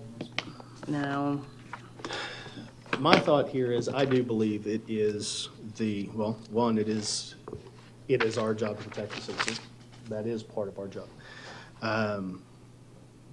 I also believe it is the establishment's job to protect its consumer more than it is the bank and all that stuff. That's their product. If somebody was to walk into my store and I did not, and I mopped it and I didn't put down a sign, who's responsible? It's me. I see that as the same things. If I go into a gas station and I run my card, they're the ones that did the mopping on the inside and didn't put up the sign. When I initially brought this, I actually brought it with a mindset of a completely different communication, which was a straight liability communication, which would have been continue doing it exactly the way we've always done it. Just if you end up finding something, the fines go up. You're either $250 the first time, $2,000. You make it so it is not feasible for the company to not do it. I don't want to micromanage what a company does. I don't care if they check it once a year. I don't care if they check it every hour. Just don't find a device. Exactly. Period. So that was the direction that I came. However, in listening to some of this, I don't know that that would even remotely be a deterrent if we've only found 1 in 5 years. So that being said, it doesn't mean that they're not happening. I do think, that our credit card companies are really going a long way. I mean, they charge very high fees to the vendors to make sure that they can just give their customer their money back. But I still think this is something that is important. I think it's a good, I think it's something that shows the citizens, that we're still looking out. I do believe that there are perception issues that are very important for government, to be perceived as people that are actually trying to do it. I don't know that my idea would have worked listening to all of this. But I agree with Commissioner Carusone that, and I said this before too, I think requiring a weekly check wouldn't be beneficial either in a form, because how do you know they're actually doing the check? So now you get right back to it. And that's why I was asking the question, if something happened, you got called, and then you came in, and then you saw it was broke, and you realized the crime happened 3 days before, well, then the question to me is very obvious. Why did you not, if you knew this took place, why did you not report it? If you knew this took place, why did you not fix the device? Why did you not put the material back on the device? And so that was why I asked the question, and I appreciate you answering that, because that answered quite a bit for me as to the responsibility making it. And there is, I believe, and as you see, that they did put a liability cost for that, which would be per machine per day. And I'm assuming that includes the gas pumps, because I think it says machine, but I just want to verify. It's both. Oh, okay, yeah. So. Gas pump is $250 per, I'm sorry, it's per machine, it does say that. Yeah, so Vice Mayor, you had something else? Yeah, I didn't know if we were doing a motion or if we're giving our commentary, Yeah, well, I mean, I'm going to entertain a motion if somebody wants to give one. and then I'll make my commentary. I'll do a motion, and because okay. So I'll move to, that's not really the way I want to say it, is it? Let's see here. Can I ask a quick question? If we take the words machine out of the title as well as the rest of the ordinance, replace it with gas pump, point of sale, will that change it where we have to go for another first reading, or? I'm not sure. It depends on what you're going to want to do inside the ordinance. My suggestion would be to give us the direction as to what you want inside the ordinance and give me the freedom of my legal review to make sure the title is clear. Okay. All right. So then how do you want this? But either way, it wouldn't necessarily have to come back for a third reading. We might have to advertise it again. Oh, okay. You can advertise okay. it as a second reading. All right. Yeah, so then it only has to be advertised once, but if it's already been advertised and we change the title, we usually advertise again just to kind of create a belt and suspenders approach. So if we have to do that, then it also could affect when it comes back. Okay, all right. Just as long as I'm just trying to frame the motion correctly. Okay, move to continue ordinance number 2018-62 with the following changes. Remove any mention of machines and replace with the words gas pump point of sale.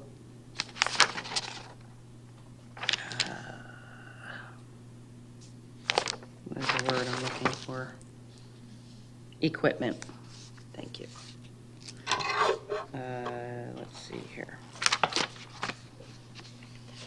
Specifically in section 46-1, B, or 4B rather, to make sure that every owner or operator of a gas pump point of sale equipment is mentioned. And to be consistent throughout the ordinance.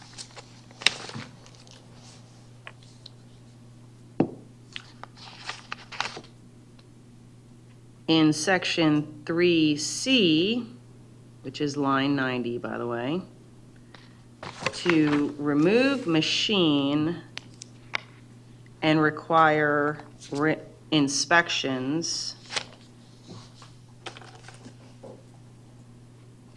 by owners to gas pumps and point of sale equipment no less than once a day.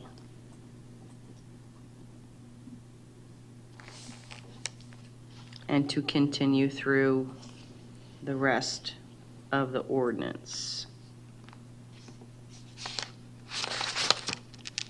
And I believe that's it. What about an effective date? Oh, yeah. Effective 3 months? 6 months? 3 months? I think it's a minimum is $10 per. I mean, that's real reasonable. I mean, if it was $2,000 per, I would have a little harder time making it faster. Exactly. But I think if you're looking at, their minimum $150. requirement is $100 per store, give or take. They'll have to hire somebody, schedule somebody to come in and stuff, so it's gonna be some. Okay, with an effective date, 30 days from the date of signing. About 90. 90. 90. 3 months. 90. 90 days. Okay, 90 days from the date of signing. What do you mean, date of signing? Adoption? Date of adoption. Option. What I meant. Okay. I have a motion on the floor. Do I have a second? I'll second it. Okay. Pass the gavel. You don't have to with it. Oh, I don't, okay. You really don't have to pass a gavel for a motion, believe it or not. But, to the motion, folks, this is a problem. And while I understand that, and this is not, just so you know, this isn't the first time that this has been brought up. This was brought up prior to 2010. But what we did was we declined doing anything because the Department of Ag was supposed to be the authority that did something about it. Well, let's face it, the Department of Ag is pretty much spread as thin as they possibly can, and it is not their priority. I find that the way that I have amended this, it will not only address those that are internally inserted, but it will also address those that are externally inserted, which are the ones that we're seeing the most of these days. I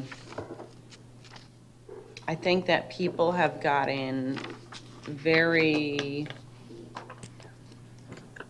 knowledgeable about the skimmers that you can get just by walking by. So a lot of people get the magnetic covered wallets and such that protect their cards.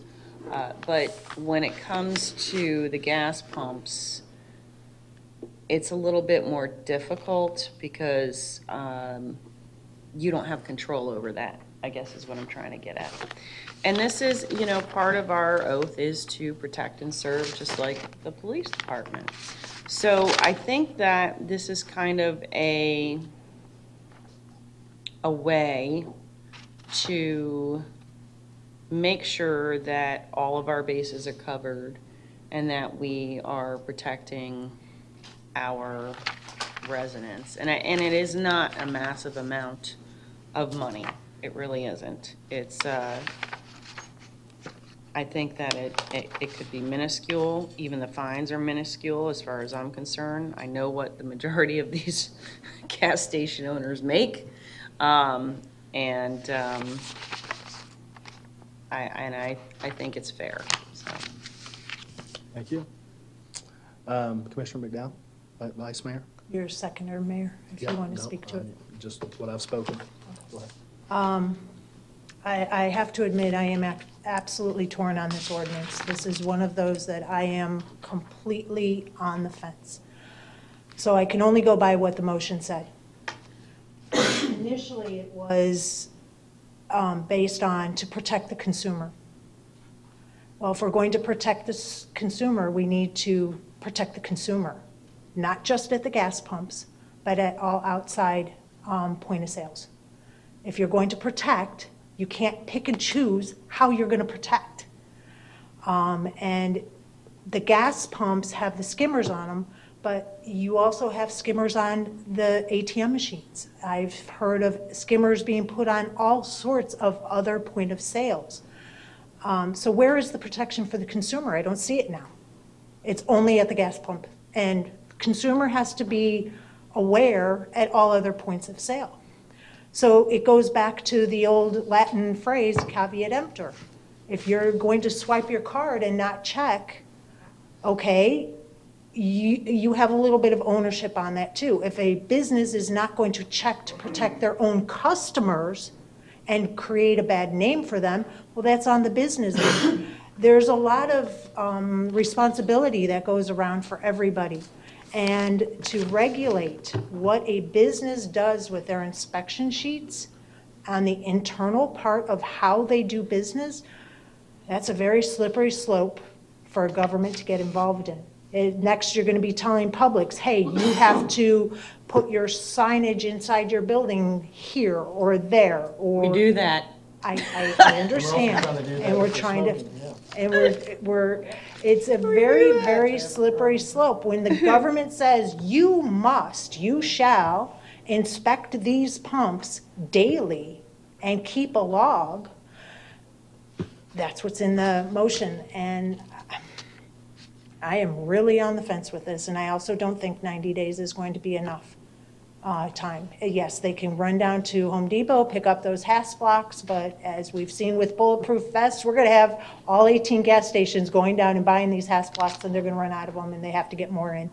I have serious reservations with this entire ordinance, especially when it comes to protecting the consumers, but only at the gas pumps. So. Thank you, Vice Mayor. Commissioner Emmerich? The only thing that I saw wrong in the motion itself is I understand that the inspections must take place. My concern is implementing it, that it has to be done on a daily basis. I think that the store owner and law enforcement should be set on their own schedules to do as they see fit on their inspections. I don't see it to be mandatory to be every single day.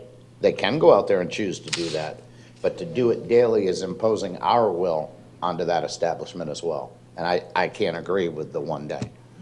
So that's why I did not second. Thank you. Commissioner Want to make Carousel? an amendment? Well, first of all, they already do weekly, and it's obviously not working. So that's why I said daily. There are a couple of things just to address what Commissioner McDowell said. All point of sales outside, if we want to do requirements, it really should be a separate entity because that may need different types of parts to this. I don't think it fits the same as a gas pump. I think it's a different system because the gas pumps are owned by those that it sits on the premises. And where we talk about ATMs or Pepsi machines, they are not. So it would have to be a completely different ordinance with different types of criteria. So I get that. A couple of things I did not mention was the fact that the inspections, I didn't remove the part that this is an alternative to the protection. So in other words, if you don't want to put those high-tech devices in 1, 2, or 3, you can just do inspections. Does that make sense? You were saying the daily inspection is to replace having to put the device on the pump. So you have a choice of,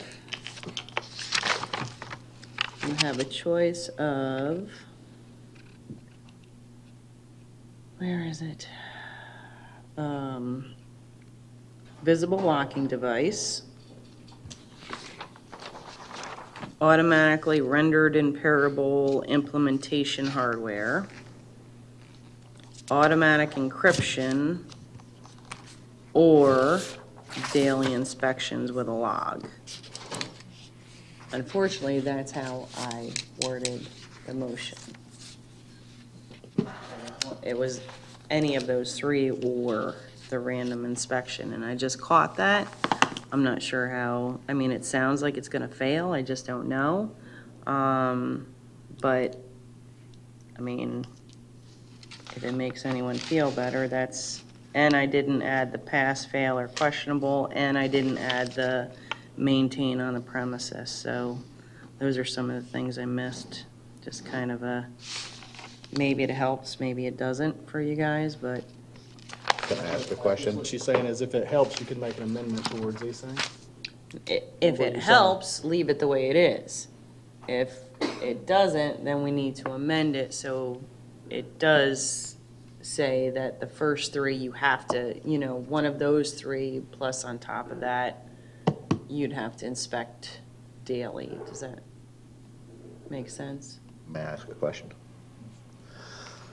So what your intent is then, is this is one of the options. This is not if they put the locking devices on, then they are required to go out there and inspect these every single day as well on top of the locking devices.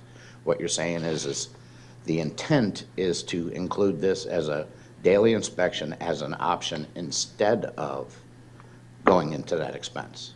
Is that what? So that is how I worded it. It's not what my intent was. Not what I heard. Right. Mr. Mayor, if I may, I mean, I typed up the motion, and the clerk is the actual keeper, so you might want to check with her. But my notes reflect that you said to remove the word machine and to require inspections by owners. Correct. So you might just want some Correct. clarification on That's the way I motion. heard it. So if Oh, you- I see what you're saying. So it would be do the machines 1, 2, or 3 and require, okay, well, Notes are correct. all right. No, you're correct. That's the way I said it. That's the way I heard Okay. it. For So we're some on the reason, same I was page then. thinking that I didn't mention that, and so therefore it wouldn't be, it would be one of the 4 options. So I wasn't sure that I said that, but people can make Commissioner amendments, Luke? I guess. Yeah, the motion, I'm sorry, it wasn't, I mean, what the city attorney had stated, just tell me what you would like to see in it, and I can write it. To me, there was 2 things addressed in this ordinance. One was the machines, the other was the gas pumps. I don't think what the motion stated separated the 2 the way it was recommended from the police department. But I'm in total agreement with Commissioner McDowell and Commissioner Emmerich. I have a really hard problem regulating one type of business and telling them how to run their business. I wish there were some way to reward the gas stations who, took measures toward maybe, putting the gold star on their pump or whatever. I don't know, because they complied instead of dictating to them how to run their business. So, thank you. Vice Mayor? Yeah, I think the reward is when you hear of, I think the risk and reward is when you hear of a gas station that had a skimmer at ABC location, people avoid that location for a very long time.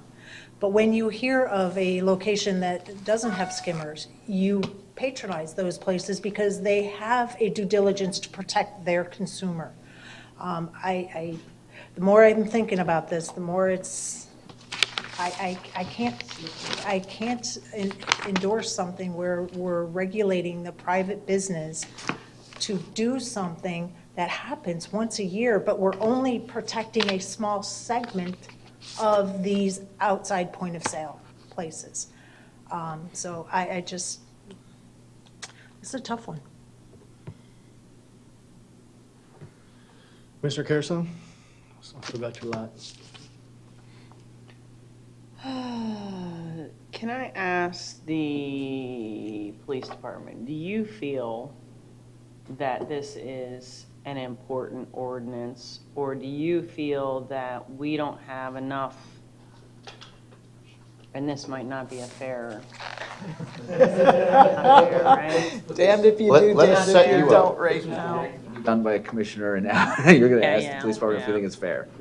No, all right, forget it. No, I didn't ask him if it was fair. I was saying that I'm not being fair. That's what I was saying. Never Look, mind. we all have a heart to protecting citizens. We truly do. And I know that was the intent of it coming forward. And I don't know if we can rethink this somehow without regulating business. Maybe go back to the first philosophy and thoughts that you had toward it. So I'm not saying that this would be a, kill, done, never think about it again.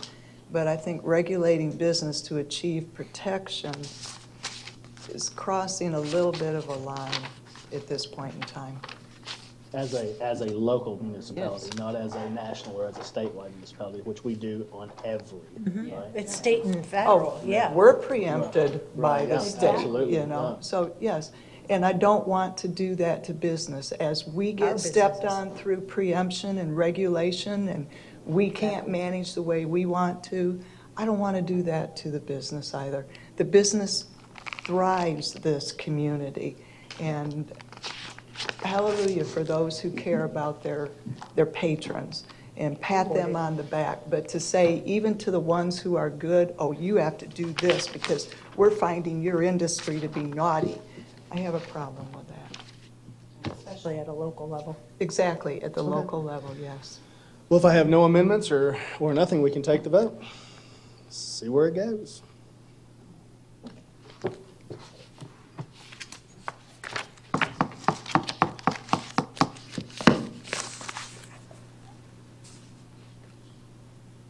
And that pass, or that does not pass. It was defeated 4-1 with everybody dissenting except for myself. So, thank you. Can I Go ahead. speak to that as the person who actually made the, okay, all right. I think that what Commissioner Luke said makes some real sense. We are constantly fighting those regulations. And while the gas stations, and when it comes to this, already are regulated by DEP, or, yeah, that Department of Ag, they're not stringent enough, they're not strict enough. So, but I do understand what you're saying, and you make sense also that we should probably look more towards a more positive approach. And I think that while I voted against it and it kills this particular ordinance, I don't think it's done with. I think we can find a way to do a more positive approach for those who do comply, like you were saying, because I think that you get more with honey than you do with vinegar. Of course, I'm usually good with vinegar, so, but I'm gonna think on this, because I think we can still achieve what we're trying to do. I think so too. Yeah. Thank you. Thank you. Before we move on? Oh, yes, ma'am, go ahead. I know that it's approaching the noon hour. We have some citizens here that would like to speak about neighborhood commercial, and I know we're going to be taking a break. Since the agreement for FGCU is a internal policy that with staff, do you think we could move neighborhood commercial now and then hear about the FGCU? Just kind of switch it around? How does the board feel? What's the difference? I mean, can't we just take a 10-minute break and plug through this stuff? I mean, I don't think it's that much. I don't know what the will is of the commission or the mayor as far as lunch break. That's all I was concerned about. Because if we take a lunch break prior to I don't see hearing, this as a big deal because I this is not personally an was just, action, I right? personally was just going to take a small break, get through these Yeah. last two, and Let's do then that. approve the consent agenda and go on home. okay, Yeah, let's just take a break and come back and get it done. minutes? Oh, we'll do 10, because we 10 know for that'll be those of 12 us to who's got to 15. walk downstairs. 10 minutes? Yeah. All right, thank you. Thank you. We're doing that now? Yeah. Okay.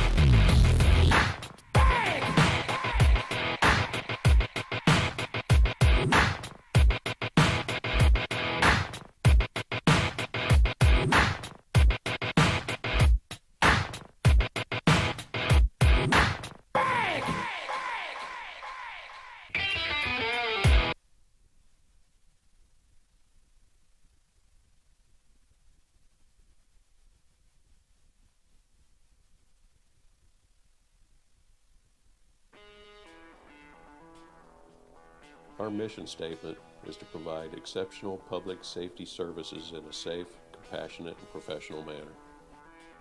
All of our line personnel are highly trained, state of Florida certified firefighter, EMTs, and paramedics. We cover approximately 105 square miles of the city of Northport and 20 miles of interstate. Camaraderie is important because you start working as a group, you do it in training, and it all seems to come together when you get out on the fire ground, and you really need your partners. Everybody knows never to leave your partner, and they don't. They've been trained in it. We have 5 fire stations located throughout the city in various locations, and we are planning number 6 in West Villages area. We also have all of our fire stations are considered safe places and safe havens. Safe places are for youth who are at risk and are in need of help, and they can come walk into any fire station and get the help that they're looking for. Safe havens for newborns is a different program, different age group, where infants can be brought to a fire station without question. All of our fire stations now are hardened facilities so that we can stay in them during storms and everyone stays safe. So police departments is in there, utilities, public works, whoever we need to go out immediately after the storm, then they're there with us to go. A lot of questions that people ask are why we send an ambulance and a fire truck to an EMS call, and a lot of that is for manpower. There's a lot of things to do when somebody is having a cardiac incident. So we send the fire truck with them for the extra manpower and lifting assistance and extra help.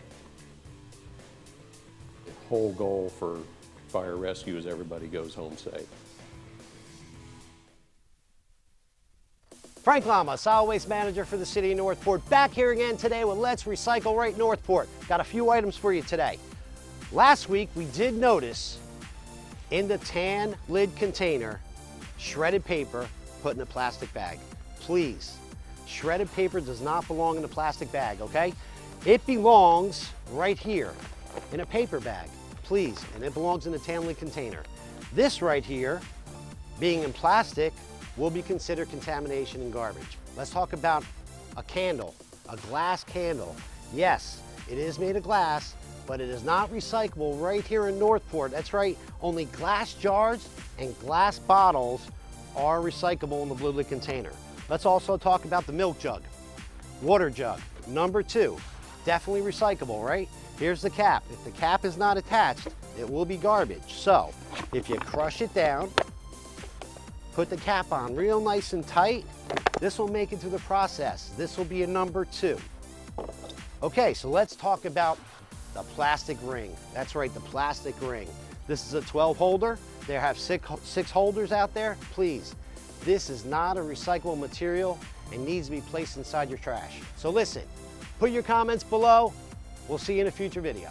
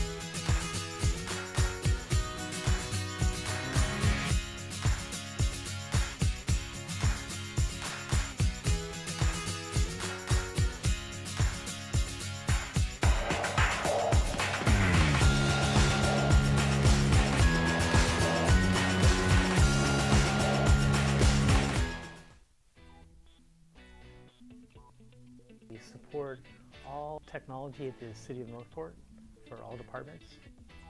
We support a lot of the back-end infrastructure such as networking and servers, and computers and phone systems and mobile devices, a lot of the hardware. We also support software, so we support software applications, websites. We're a very digital-centric city. We leverage technology to be more efficient and effective in the way that we deliver our services. We provide technical support to all employees at the city. We're located on the 3rd floor of City Hall. We support all the facilities and all the departments. We travel quite a bit around the city, fixing things, implementing things, showing people how to use the technology that we've implemented.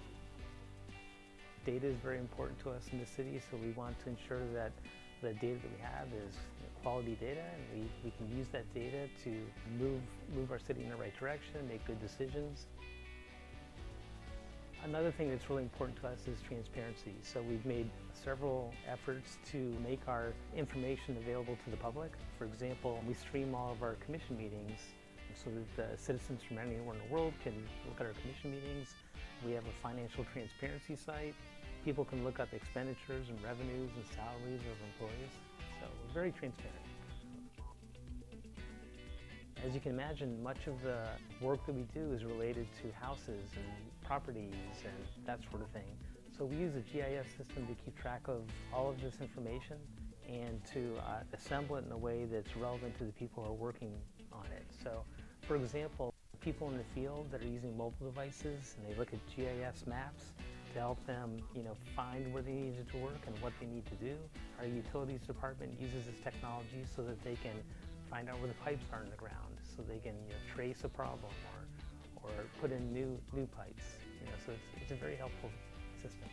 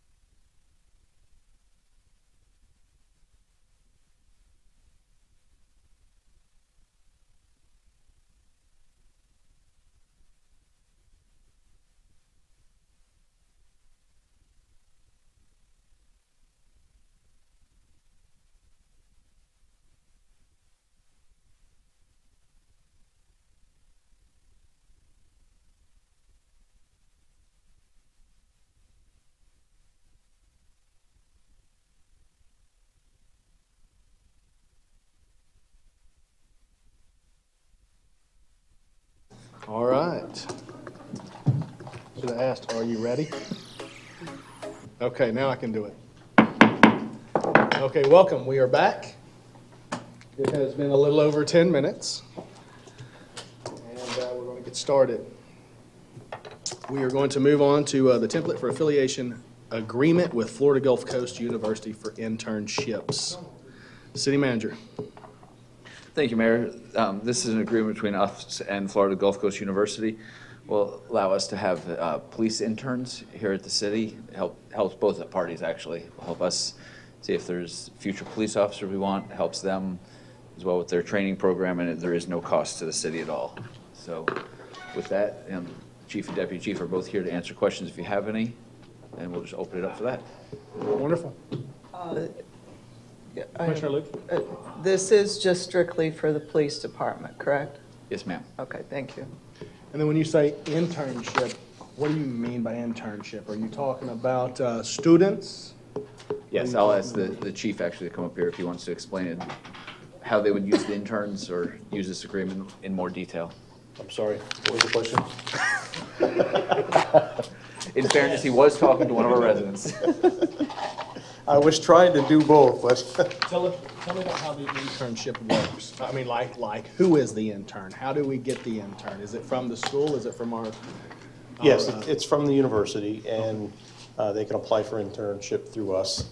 And basically, they would be put with a member of the police department, whether it's somebody in crime scene, somebody on patrol, somebody in investigations, and we would rotate them through different aspects of the police department to expose multifacets that a police department offers. But there's a specific criteria you have to meet to become an intern, or no? Well, we're going to target the criminal justice program to get them in. But, you know, it's not just people that just want to be cops, because there's a lot more to a police department than just the law enforcement side of it. Okay. Vice Mayor? Yeah, just one quick question. Internship, sometimes they're paid, sometimes they're not paid. How will that work? Is it going to be an unpaid or paid internship? It's a non-paid. So it's educational purposes only? Educational purposes only. Thank you. All right, Commissioner Luke. I really appreciated the identification section. That was wonderful, well-written. Thank you for doing that. Is there a limit to how many interns you would be utilizing at a time? We are discussing that right now. We are going to limit the amount of interns that we have because we don't want to shortchange their educational experience. So we are probably going to limit to 2 interns for the police department as a whole per semester. That sounds good. All right, thank you. That's all. Okay, I entertain a motion. I'll make a motion, Mayor. Yes, ma'am. To approve the agreement with FGCU for internships for the Northport PD. Second. I have a motion on the floor by Vice Mayor, seconded by Commissioner Luke. Anything to that? I love internships. Thank you. Nobody else? Let's take a vote.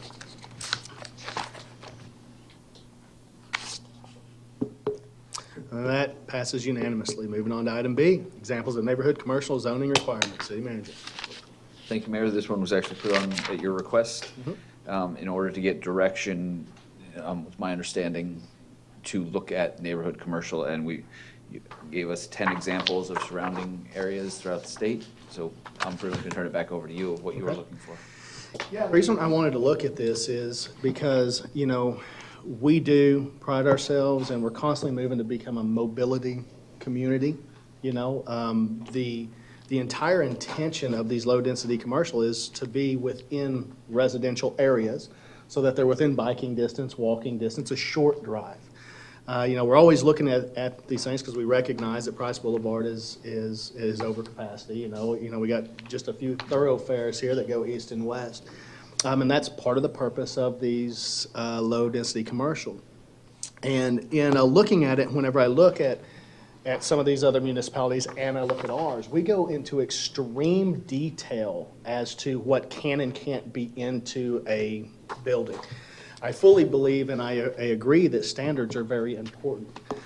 But if you look at some of our code, we specifically, and I'm not saying you can't spell out every business, but we specifically spell out quite a bit of business titles and names, and it just seems to be a little bit overboard when, if your standard of a building there is met, and let's say you have a daycare on one and you got a bakery right next door, you can't tell the difference between the two. So should we be, and I'm just using these as random examples, should we say there cannot be a donut store in there?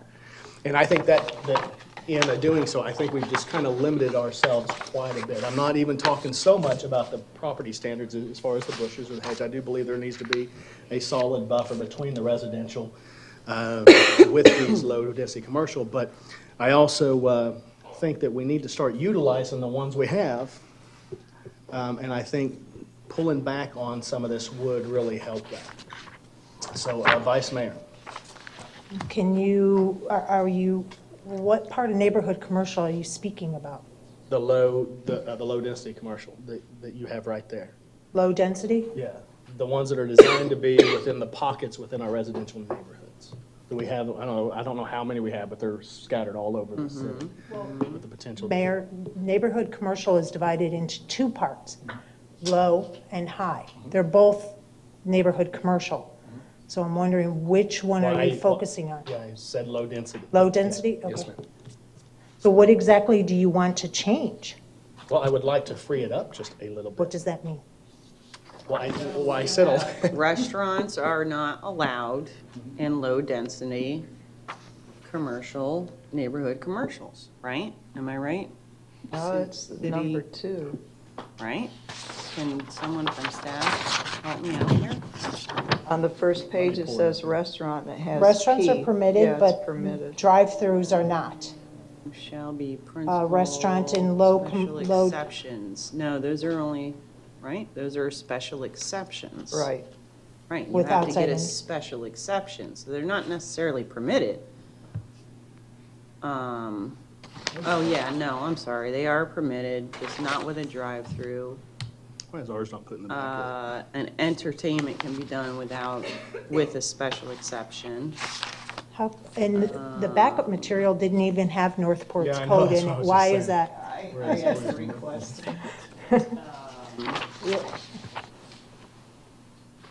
So what, based on the code and the research that you did, Mayor, can you help me understand what specific are you looking Well, at I don't have changing? it pulled up here. I thought it was in the backup material. I have it probably in my office somewhere. But there are specific things spelled out in there. If you look at some of the other Yeah, I'll let you look at that. demographics. Well, if you look at some of the other demographics, you're not going to have 15 pages of specific businesses spelled out that can and cannot be in. I just think we need to loosen it up just a little bit to allow these companies to be able to come in without as much hassle. I mean, we just opened it up, in an activity center to allow pawn shops. I'm not saying that they need to go here, but I'm just saying that we've done this. We've recognized that there's areas that we have kind of choked a little bit. I'm not saying we're completely choked out, but a way that we can release this just a little bit so that we can move forward within our. I think my wanting to look at this, I need to understand what you mean by release it. Are you saying open up more businesses and removing the special exceptions or not permitted? And what business Yeah, I specifically are you wanting to target? Okay. I personally would take out most of them, but that's me personally. Well, is there another facility or another municipality that matches more what you wanted to see? Because I didn't know where this was going either. And so I didn't do a comparison. What this is for discussion, because when I spoke with the city attorney, I can't instruct the city attorney to get with staff and draw up ordinances or anything like that, or even to look at this stuff. This is more for us just to discuss whether or not we want to instruct the city attorney's office with staff to come up with something that they feel is a little more reasonable, I believe, within our area. I have absolutely zero direction because I'm not the lawyer. I'm not the staff guy that that handles these things. But when I look at this, and I would like to even ask Mr. Lear, whenever I sit with staff and I talk about these things, I do get a perception that it might be a little bit constricting. So, City Manager, would you assist me here? how does staff feel about the current ordinance we have? Right, now it's actually our planning manager, Nicole, to answer what kind of struggles we may or may not have had. Yes, that's what I'm with this in the past. Because I'm just looking for direction on whether or not we can get staff to work together and pull up something. Yes, ma'am. For the record, Nicole Galehouse, Planning Division Manager. So for the neighborhood commercial, this is one of our more difficult areas to develop because they do have such they're very difficult restrictions. So it's very specific on the uses. If it's not specifically listed there, they're not able to even apply for a special exception. So most of our zoning districts have the caveat where if it's not listed as permitted or prohibited, you can apply for a special exception. In neighborhood commercial, if it's not on that table, you can't do it no matter what. There's no room for flexibility within those zoning districts. Thank you. And that's kind of the direction I just wanted to look at, was whether or not I can get the board to agree that it's worth looking into again, having the city attorney staff and our other staff work on something that maybe fits a little bit better for what we feel works for this community. That's all I'm looking for, is direction to get people to look into it. I have a question. Oh, Commissioner Carasone, sorry. So, first of all, thank you for that, because that explains why there has been very little action on our neighborhood commercial zones. Can I ask, how many have you had to refuse? I mean, how many have come to question, as long as Commissioner Carasone has stated that? I'm curious. I don't know a total number off the top of my head, but we've had several since I've been here that we've had to say, no, you can't do this activity here. There's 36 total parcels in all of our neighborhood commercial, both the low and high, and only 5 are built, if that gives you an indication. And only what? 5 are built. 5 are built. Okay. The other thing to consider with that also, though, is that part of it is rooftops. So these neighborhood commercial areas are going to be a little slower to develop than some of our other commercial areas because the rooftops aren't there. So that is another consideration on why they're not there yet. Commissioner Carasone. Okay, so anyways, I think that it is definitely worth looking into, because it is one of my concerns. I do believe that when it comes to some of the landscaping and requirements that buffer from different from the residents, I think that is pretty important. But in the same token, I think that we definitely need to work hand in hand with our economic development manager when it comes to this, to determine what maybe she sees coming down the pike that may fall within that neighborhood commercial that's not very intrusive and that's, light. Because I do think that, just a perfect example, a dance studio that's a special exception in a low density, but it's permitted in a high density. How does a dance studio, if it's so small, because remember, these are very small parcels. They're not large. They're not huge by any means. I mean, how is that really such an impact other than traffic? And even that, they have to kind of mitigate to some degree. So I think it's worth looking into. I really do. Commissioner Luke. I'm trying to blank on what I was going to ask. I was listening so intently to what she said. I know I had put the light on because I was going to ask if, you had to refuse anybody, and, how many you would, or what types of businesses have you had to refuse. I know I ran into developer/builder in Sarasota, and he actually wanted to put storage in one and was pretty much requesting that we loosen these parameters so that storage could, fit into it. So I don't know if he would have been one that you refused, because I believe he did come down and speak because he had the entire list of to do and not to do. So to me, it would be helpful to know what types of businesses we have refused. And certainly you hold far more information than I do on those types of topics. So can you think of what types of businesses would have? I can tell you in 2006, I think it is, they wanted to put like a little Saver Market over across the street from Glen Allen.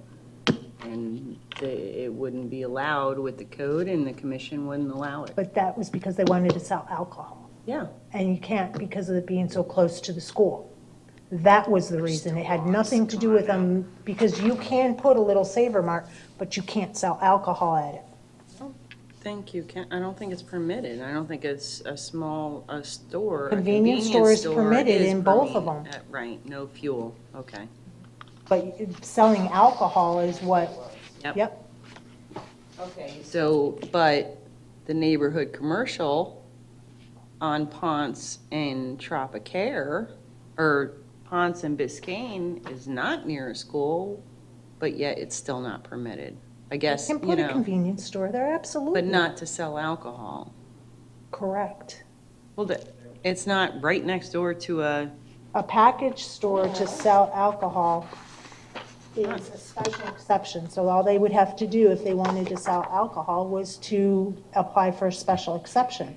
So they can put in a little Saver Mart at Biscayne and Ponce. But then they can do that. Yeah, but then if they want to sell alcohol, all they have to do is get a special exception. What's the average cost of a special exception? I can pull that price up for you. 2,000.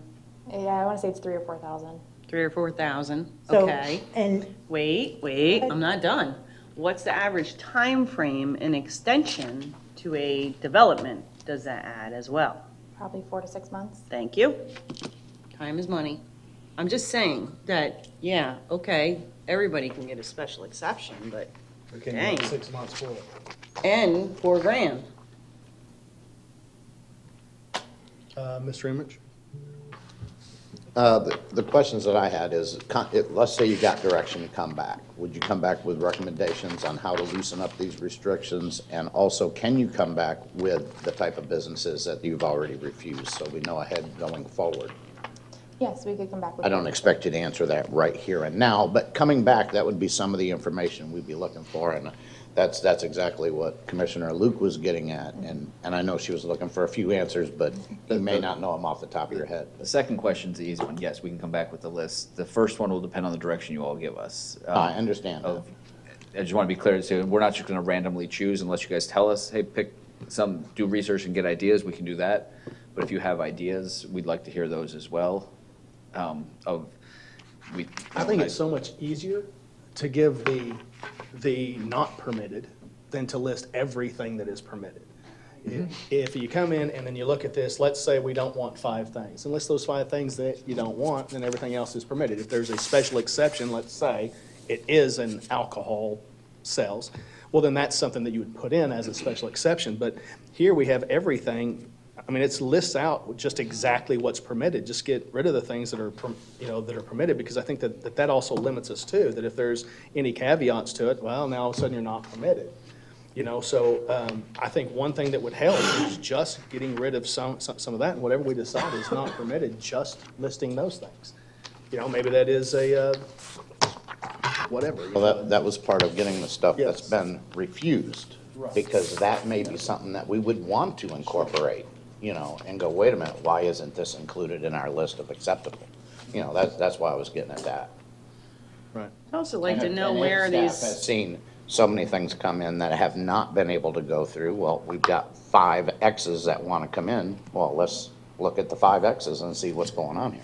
And are we talking about low density only? Right. Low intensity rather, right? Yeah, the neighborhood commercial, I keep calling it. Well, there's low and high, yeah. So, but you're only talking about low intensity zoned. Yeah, that's all I've been talking about. Okay, I'd like to know where they are. So If a you'd map. like, if you want to list, I was just discussing over here, we can do this in parts, if that makes it easier for you all, of bringing back, where's all the neighborhood commercial by type, low and high, and at the same time, get you a list of what's been refused, denied, whatever word you want to use for it, over the last, a few years, we can do that as well. That's a great Not idea. permitted. I like that. And what's not permitted and what requires a special exception. We can get to those things. Probably, it's not the easiest, but it probably takes about a month to research the things that have been denied. Give us about a month, and we can bring that back to you if that helps. Then bring that back, and then we can decide whether or not it's worth looking at, having staff to look at it. Yeah, I would still like to know your thought about those other municipalities, how you compared them, because there wasn't a comparative discussion in the backup. Yeah, So was there something there was one in one in of the here, others yeah. that you preferred or something? I always prefer less.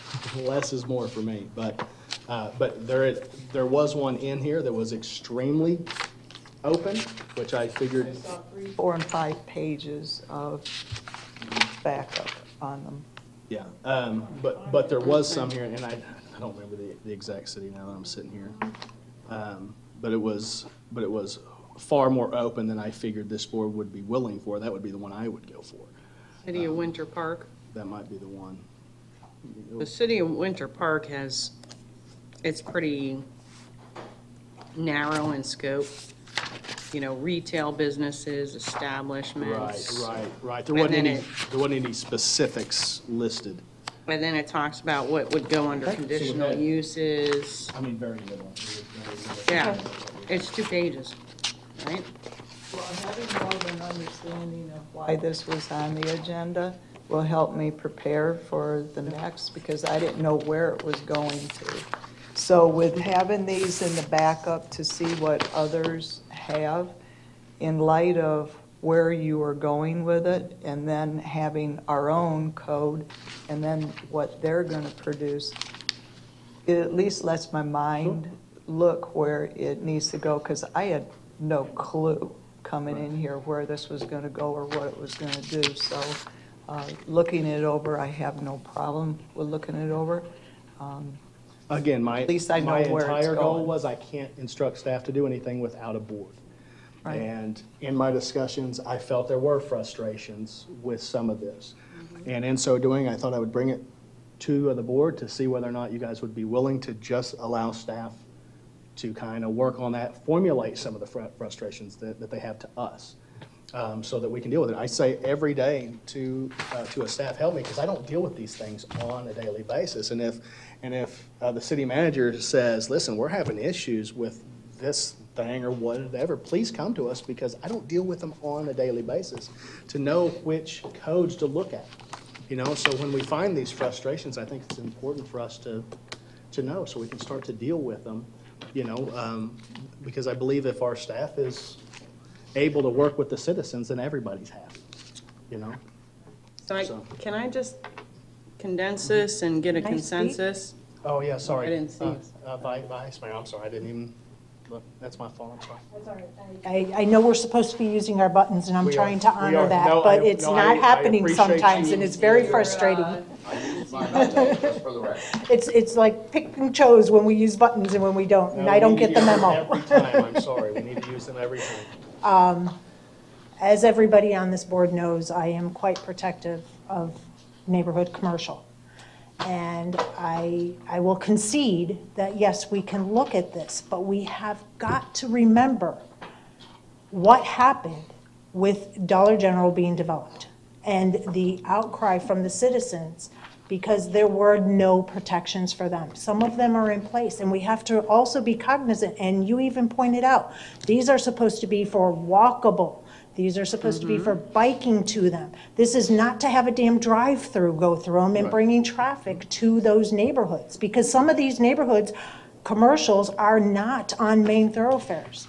They're kind of tucked, and you don't want to bring additional traffic to them, or else you're going to have even a bigger outcry. So we have to be very, very careful what we open up the businesses to be allowed in. Doing some research on some of the other ones that were provided, still, Mayor, if you're going to request something, please put our code with it too. And that Yeah. will be on the next one. I apologize for not attaching that one. So there's some that in other municipalities, they say no fortune telling in a neighborhood commercial, but have a drive-through. So it defies logic. So I have to then go to, what do these other 10 municipalities, where are their neighborhood commercials located? How many of them are developed, and how many of them went through what happened with neighborhood commercial with the Dollar General? Because some of their codes, when I was reviewing them, are completely contradictory. They say no drive-throughs, but then further in the code, it says, okay, banks are allowed to have a drive-through. So they are very contradictory. We have to be careful with our code, what we're opening it up to, and just being cognizant of the residents that are around them. There may not be homes around them now, but at some point in the future, there is going to be a home around them. So we have to be very careful how far you want. This is not commercial general. It is I am neighborhood. not here to tell you how far. I'm just here to ask, can we get staff to look at things? That's all I'm here to do. We're only looking at the types of businesses, not the barriers and everything that was implemented Yes, already. my biggest thing was Exactly. the types of businesses. Exactly. And I can respect that. I want to remind everybody the purpose of neighborhood commercial and what we went through a few years ago. And to just be a little bit receptive to listen to what the citizens have to offer, and also, because I was involved with it, make sure that it's understood that we have to be careful. We're going to have another big brouhaha on our hands. So I said my piece. Mr. Kirsten, we used the button better. She did. Mhm. She did. She did. I've been using it, but I thought we were all done, so. Just real quickly, I would also like to add to this that neighborhood commercial is very well laid out and definitely part of a walkable community up north. And I know people hate to hear how we did it up north, but it is one of those things that, you know, up north, you can walk 2 blocks to your little neighborhood grocery store, fruit stand. Another 2 blocks, you can walk to the dance studio. We call it the candy store, but, you know, and yes, they sold alcohol. I don't care.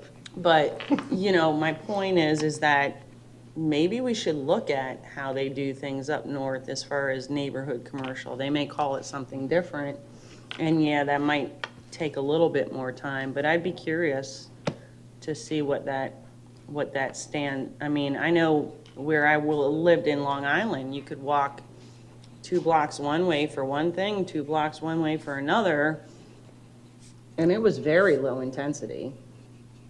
It was more about probably limiting the square space that they were allowed to use. So, so I would like to add that. All right, so consensus to. Whoa, we got public comment. If you're making a motion or anything. I was only going to get consensus. It's not really a motion-related Okay, item, do we but yeah, want to hear go public ahead. comment first? Go ahead. All right, let's hear some public comments, since we do I typically do think I that gave you first. too many. Okay, which ones you want? I think one of the most important sentences I heard is that this develops with rooftops. So as the community grows, we're going to see an interest in it. I have Hector Munez and Dorothy Seifs. We'll do Hector first, and Ms. Dorothy. Just came in. And then next is Janice Wilbert will be third. The answer is yes. Mr. Munez, yes, sir. Yes. My name is Hector Munoz. I'm an Army veteran and a resident of Northport. Thank you very much for allowing me to speak. I have to applaud the commission and staff for coming together and revisiting this neighborhood commercial high and low intensity.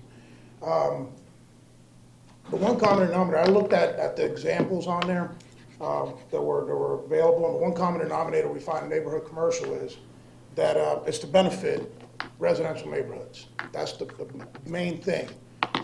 One of the things that I look at when I go to different areas in Lake Placid, Sebring, some of the ones that were not in that example is how we're preserving the area. How do we keep it to where it's not a concrete jungle eventually? So it doesn't look like 41 in Port Charlotte where everything is hodgepodge together. give it a little bit of that preserve. We made a comment a few weeks ago about what the titles that represent the city of Northport with the green canopy, Green Tree City USA.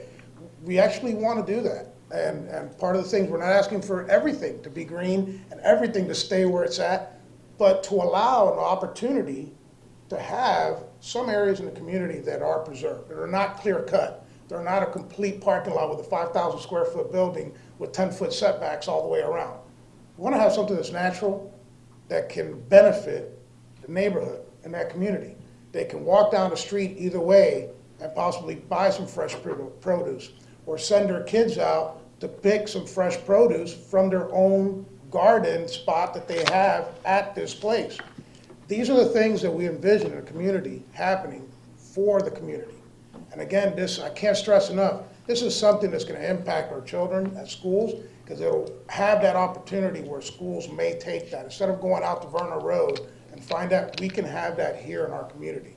So keep in mind, I support this very much, but I don't want this to delay the existing commission directive stating that neighborhood commercial, high and low intensity, especially in the activity centers, to be looked at to change this ordinance. And we're supposed to move forward with that. Again, I appreciate it and I support it if it does not delay or rescind the existing commission directive. Mr. Nunez, my entire intention is this is completely separate. Thank you very much. Thank you. Ms. Sipes? I'm Dorothy Sipes, and I live on Zoratoa Avenue, and I've lived there for 19 years, and right behind the Dollar General. So I am here to present the people's side, a homeowner side, of you looking into these changes in these low-density property in residential areas. And it's been a nightmare having that Dollar General. The only thing that's the nicest Dollar General that probably you've ever seen, because of help and work from people who were on the commission at the time. And they said, well, they had to build that store because Dollar General was going to sue, and we don't have lawyers to, to not have them build there. So they're there, and for people living in the surrounding area of Dollar General, we have noise, we have rats, we have crime, we have people cutting through the backyards, even getting under the fences that are there. So for us, it's certainly not a benefit to our neighborhood, but it is a nice looking store, and I have to say that. And again, we were made promises that there wouldn't be any outside merchandise displayed, and there is. That there wouldn't be any vending machines, so to speak, and outside and baskets going through the neighborhood. They're there, and no one's enforcing these. We also have big commercial trucks going up and down Price Avenue, and they're not supposed to, Price Boulevard, not Price Boulevard, Cranberry, and they're there, and no one's enforcing these laws. So that's why. So please be careful what you put into our neighborhoods. We have to live here. Okay, so builders come in, and then if one code doesn't work, something else will come in. And you wouldn't want to live, we have friends that live in Heron Creek, and they live in probably a $500,000 home. And they can't sell their home because they get the smell from Beef O'Brady's. Okay, it smells like hamburgers 24/7 in their house. And so people don't understand that when you're actually living and going through this. And we have so many complaints when at Dollar General was being built with noise and trucks and everyone breaking the codes, breaking the ordinances, and we had no recourse. So keep that in mind. Keep us in mind. You said before when it came to protecting the gas station and the owners, protect us. We voted you in, so please keep that in mind as well. Thank you. Thank you, Ms. Sipes. Ms. Wilbert? Good morning, or good afternoon, Commissioners. My name is Janice Wilbert. I live at 3118 Zoratoa, Northport. My husband and I are the only homeowners that live behind the Dollar General. Yes, it was a nightmare when the Dollar General was being built. Thank goodness for Jonathan Lewis, who at the time was our city manager. I spent many hours in Mr. Lewis's office talking to him in regards to the noise, water, that was actually running into our backyard because they had water that was running, and they had big commercial generators in the middle of the night that was going on and on and on. We were not able to work, and at the time, my husband was on the grand jury in Tampa. And the amount of noise that took place, it was ungodly. We were told that we would be protected to a degree. Our neighborhood used to be quiet. We never had the problems that we have today. Today, my husband and I experience semi-trucks parking in their parking lot during the weekend, and the truck is running 24/7 through the entire weekend. Now, we know that there are Northport police that go through the parking lots at different times. Do they ask the truck driver to move? No. But who smells the diesel smell? We do. Even though there's a wall there, there is a barrier, but we were also told, as Ms. Seif said, that there would be no outside vending machines or anything. Well, much to our surprise, once this commission changed and Jonathan Lewis was no longer with us anymore, the vending machines came out, clothing came out, everything came out. And much to our displeasure, drug activity was taking place behind the wall, which is on our property. We called Northport Police because of my husband's finding of drug paraphernalia that was being used. I was worried whether we were going to actually have a death in our woods because of this drug paraphernalia that we're all of a sudden finding. I did put a call into the city commissioner. He did not return my call, which I was very dissatisfied about, because I wanted him to be aware of what I was now facing, what my husband had found. Please be mindful. When you look at low density, and you look at these different nodes throughout the city, especially when there's an elementary school, what are you going to put in that area for low density for elementary? We have Cranberry Elementary School, and there is a very large portion that is for low density. Be mindful of those children and those parents. I thank you for your time, and I hope you please be mindful. Thank you. Commissioner Carson? Yeah, and just to clarify, Dollar General was high density, right? Yes. Okay, I just want to make sure, because we're not talking about the parcels of high density. We're talking about low density. Okay. Just want to be very clear about that. Yeah. Okay. It's a consensus? It's a big difference. Can you ask a question before you do a consensus? Sure. Go ahead. I forgot what it is. Okay, go ahead, Commissioner. Come to me. I may have to ask it after I had a question. So consensus to bring back the section 53. Actually, let's just go with chapter 53, right? Chapter 53, portion relating to neighborhood commercial districts, specifically low density, to, with the following information: types of businesses that are that are prohibited, as well as those that require special exception. A map showing where these low density, I don't know what you're calling them these days, neighborhood commercial areas are. To also include the types of businesses that have been refused thus far, and to research areas that have successful neighborhood commercial zoning, not limited to Florida, but attempt to research northern areas to include the economic development manager in this information gathering. Is everybody clear? They good? I mean, did that hit on everything? And bring it back before the commission? If you hit your motion button, I'll second it. Listen, I hit a button 4 times, and someone else. Wrong one.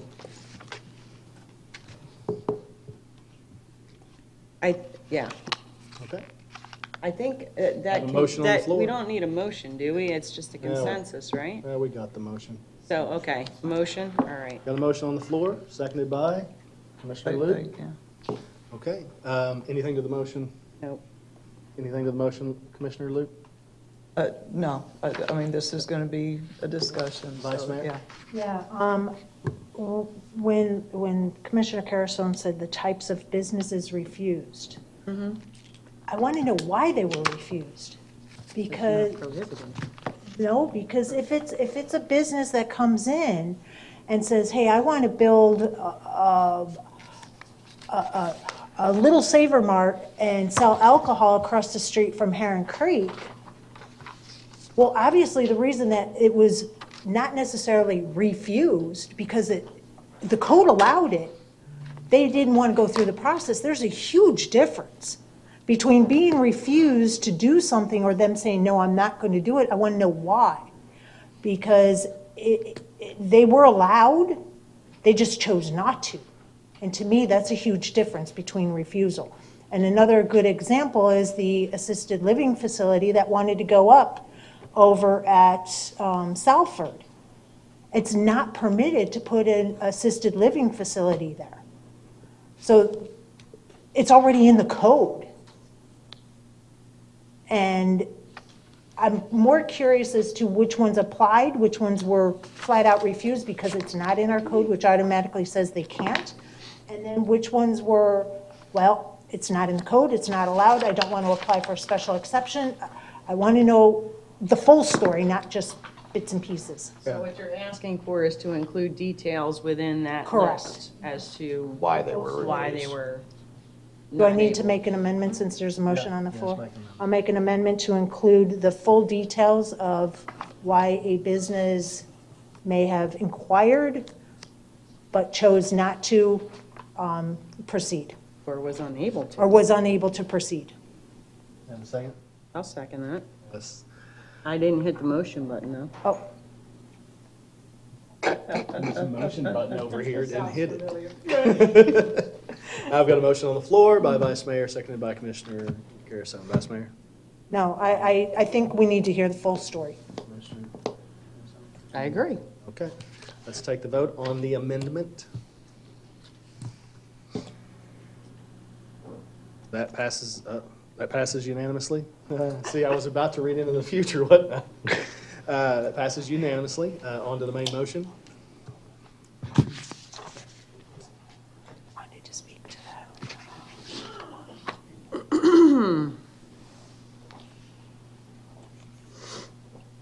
The main motion also passes unanimously. Is this the one I'm looking at? As amended, okay, thank you. I just didn't really see the change happen here. It just transitioned, I guess. Okay, we're going to move on to consent. City Manager, did we have a request to pull anything from consent as of noon yesterday? Yes, sir, there was the request to pull Ring. Ring, item F. Ring, ring, ring. Ring. Get it pulled back up for me. Pulling the ring. Who just said ring, ring, ring? It's a good thing we're so professional That's here. funny. Okay. All right, can I? Item F. One ringy dingy. Can I get a motion for the consent? I'll make a motion, Mayor, to approve consent agenda A, B, C, D, E, and G. I've got a motion on the floor by Vice Mayor, seconded by Commissioner Lee. That would be pulling F, so approving everything else. So let's take the vote. That passes unanimously. Item F, agreement with Ring Neighborhoods, a digital neighborhood watch. City Manager. Thank you, Mayor. This item, in case you're not aware, the Ring app is like, it's a doorbell and security system you can have for your home. It allows you to capture video of people when you can set the sensitivity, whether you capture them driving down the road or wait until they get practically all the way to your house. Yes, I know a lot about this because I happen to have one. Our Ring has, and our police department work together to where it will allow the police department to have access to the videos that people share. You create a neighborhood when you have this, and you can, like, if I capture somebody coming up to my house, I can then post that as to the neighborhood so everybody sees, hey, if you see this person coming up to your house, be careful. This agreement would allow the police department to have access to those community postings. But our police chief here and deputy chief have both been working very diligently with Ring to get this agreement brought forward. So if you have any more questions on that, we can answer them. Commissioner Kearson. Well, first of all, I want to say kudos, because this is so creative and such a great idea. I'm just thrilled about it. There's just a few things that kind of concern me, because as one that voted totally against red light cameras, still do not support them. Who keeps the data? I mean, is there a database, or is it just kind of like, I don't know, Snapchat? It goes out there and then it goes away, you know? Ring keeps the data, but whoever has the video stored or wherever they have it is theirs. It's Okay. just like, it's very similar to Facebook, Instagram, Twitter. We have one too. You know, you So- post it, it's your video, you probably have it on your phone, your computer, whatever. Yeah. But once it's transmitted, it's all protected by a Ring. And I think there's only a limit that you can keep the videos. There's only so much maximum capacity, and then it clears out. So it's not like that's, but I just wanted to make sure that the police department is not going to take that data from, it's not an all access. It's just those who approve, correct? We The have access? no way of capturing that data or accessing people's data. So basically, if you choose to share a video from your camera to the police department, you can either post that on the social media thread to where we see it, and then we can send a request to you to either send that information directly to us, or we can get it through Ring. But once it's transmitted and out, it's just like Facebook. So when you post a video, it's there. The donation portion, which is on page 2, and I believe it's B6, talking about they're going to give so many to donate. I think that it would behoove us to create an internal policy as to who this would be donated to or what it would be for the purposes of, and make sure that they are, there's a financial measure in it, that they can't afford the Ring on their own.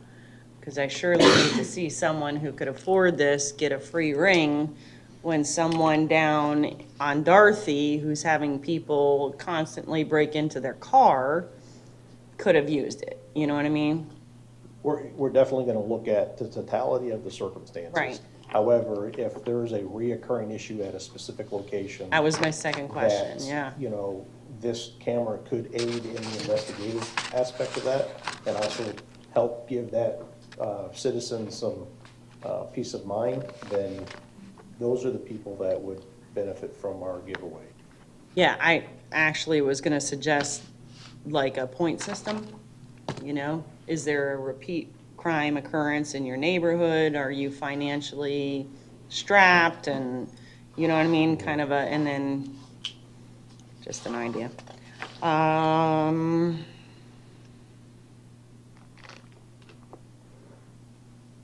And so you said the consent, that's it. That was all I had. Thank you. Vice Mayor? Yeah, just thank you for meeting with me and discussing this. I appreciated that. Just for clarification, you're saying that Ring is going to hold on to the data. What happens for public records, retention and public records requests? If you share or you look at something and then you request it, then how is that? If for some reason we're going to request that data, it would fall under typical 119 Florida Records Law if we're going to obtain that data. It's in there. So once you pull it. So if you post something on the thread and it's relative to something that we're investigating, I might reach out to you, would you share this data with us? Once you share it with us and we take it, we hold that as evidence, just like we do anything else, and would follow that protocol. Thank you. Commissioner Luke. I want to tag on to, so I get the understanding to what Commissioner Carazone was discussing, because didn't I see in there where there was X amount of them, so there was a limitation? Oh, the donated cameras, but it increases by population or It users. increases by the amount of people that Users. download the app, users, right, that download the app. So the more people that get involved in the program, the more cameras that are donated by Ring to us. So there is a cost to downloading the app? No, the app is completely free, and you don't even have to have a Ring camera to download the app. Right. Anybody can download the app and see everybody else's footage. In fact, I just did it back there. And you can see cameras that people are posting in your neighborhood right now. You don't even have to be a Ring customer. Wow. That's completely free. You pay for the camera and you pay for the monthly service Why fee, were you or talking- annual service fee. Why were you talking about the economic? But you still have to buy the camera. Yeah. The camera that you put on the front of your house still has Or a back. cost. Ours Yeah, is on the wherever back. you put it. You can have, like mine's a doorbell. And it's got a camera just where you'd see a normal doorbell. I could also buy 5 cameras to go all the way Right. around my house if I wanted to. You buy that. The app is free. If I did not have the Ring camera at home, I could still download the app and see what everybody posts. I would get alerts.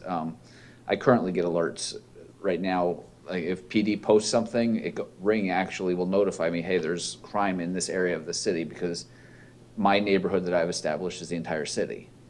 So Ring is only getting money off of the selling of the hardware. Subscription too. There's an annual subscription that you buy so that, again, you come to my house and you ring the doorbell, it notifies me. Somebody just did not that long ago. And so then I get notified. Now, if I don't subscribe to the annual service, then it doesn't record when somebody comes by. I have to literally see it live. But since I subscribe to the annual service, which is really like $12 a year or It something. is cheap. If you set off my Ring doorbell, an hour later, I can go on and look and see who came by the house. My wife has our set so sensitive that I can tell you when solid waste drives by every week, because it sets it off and I can see the trucks driving by. Miss Julie? Off with the Receiving. Leaving now because She's already leaving. She's going to go let them know. The city manager's watching. You better be on track. Commissioner, they also have a cloud-based storage too, so if a consumer That was elects perfect to store their videos on their cloud-based, then they're also obtaining funds. Okay, so what is the limited portion that you're receiving? What is that 10 or whatever they were talking about?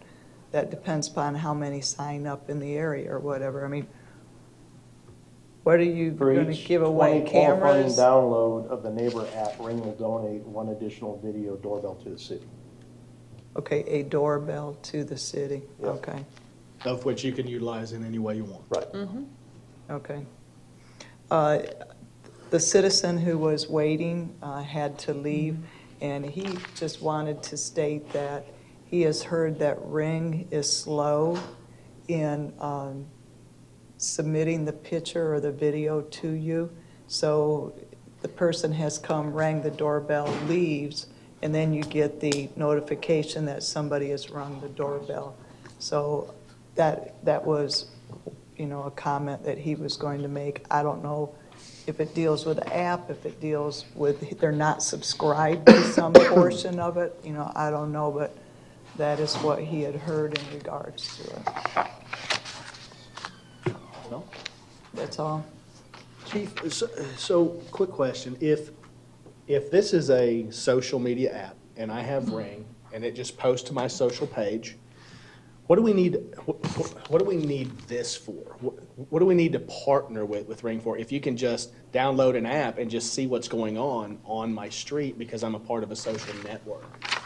Because it provides us the platform to be able to represent us as the police department in this virtual neighborhood as an entity.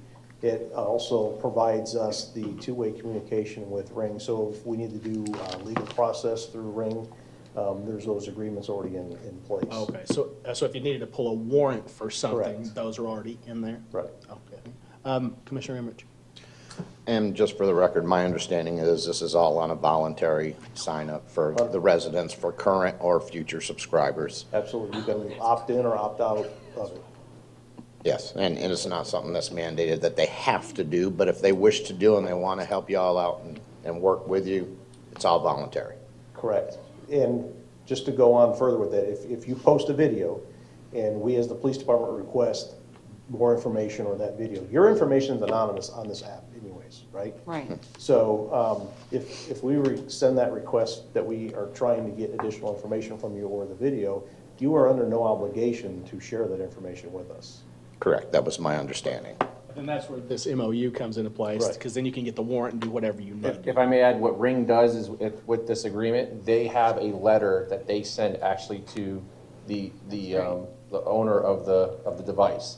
And in the verbiage, it asks that the police are reaching out, would like to see if you would like to, if they can capture your video and use it for evidentiary value, and also let us know the location of where that is. And it's all on the owner who has that device. So that's the other thing. We go through Ring. Ring reaches out to their customer. Thank you. Thank you very much. Yeah, just real quickly, in 6A, it does say camera. So I don't think it has to be doorbells, which is a good thing, because maybe one of the things we want to add in our policy is that certain parks or certain city facilities that are having issues may be the first place that we put those cameras, and then secondary would be residents. I don't know. You know what I mean? Just that, of course, you guys are gonna figure that out, but a camera is just. I like that. So much I better like that. than Yep, for city property. those doorbell things, but. I hear what you're saying. I think the purpose behind it is us to be able to provide cameras to people who really can't afford it. So I would be more, what you're I saying. think the city can afford cameras. Can we? You know. No, I got you. Dealing with I some of the understand. victims and stuff that we deal with, I would rather see those. See them go to, Yes. to areas and residents that really need them. Okay. But then how, That should be under your discretion anyway. which is good, but they still have to pay the subscription, so, you know what I mean? That's, so granted, I get what you're saying, but you know, that it's all about that financial ability to pay that $100 a year, essentially.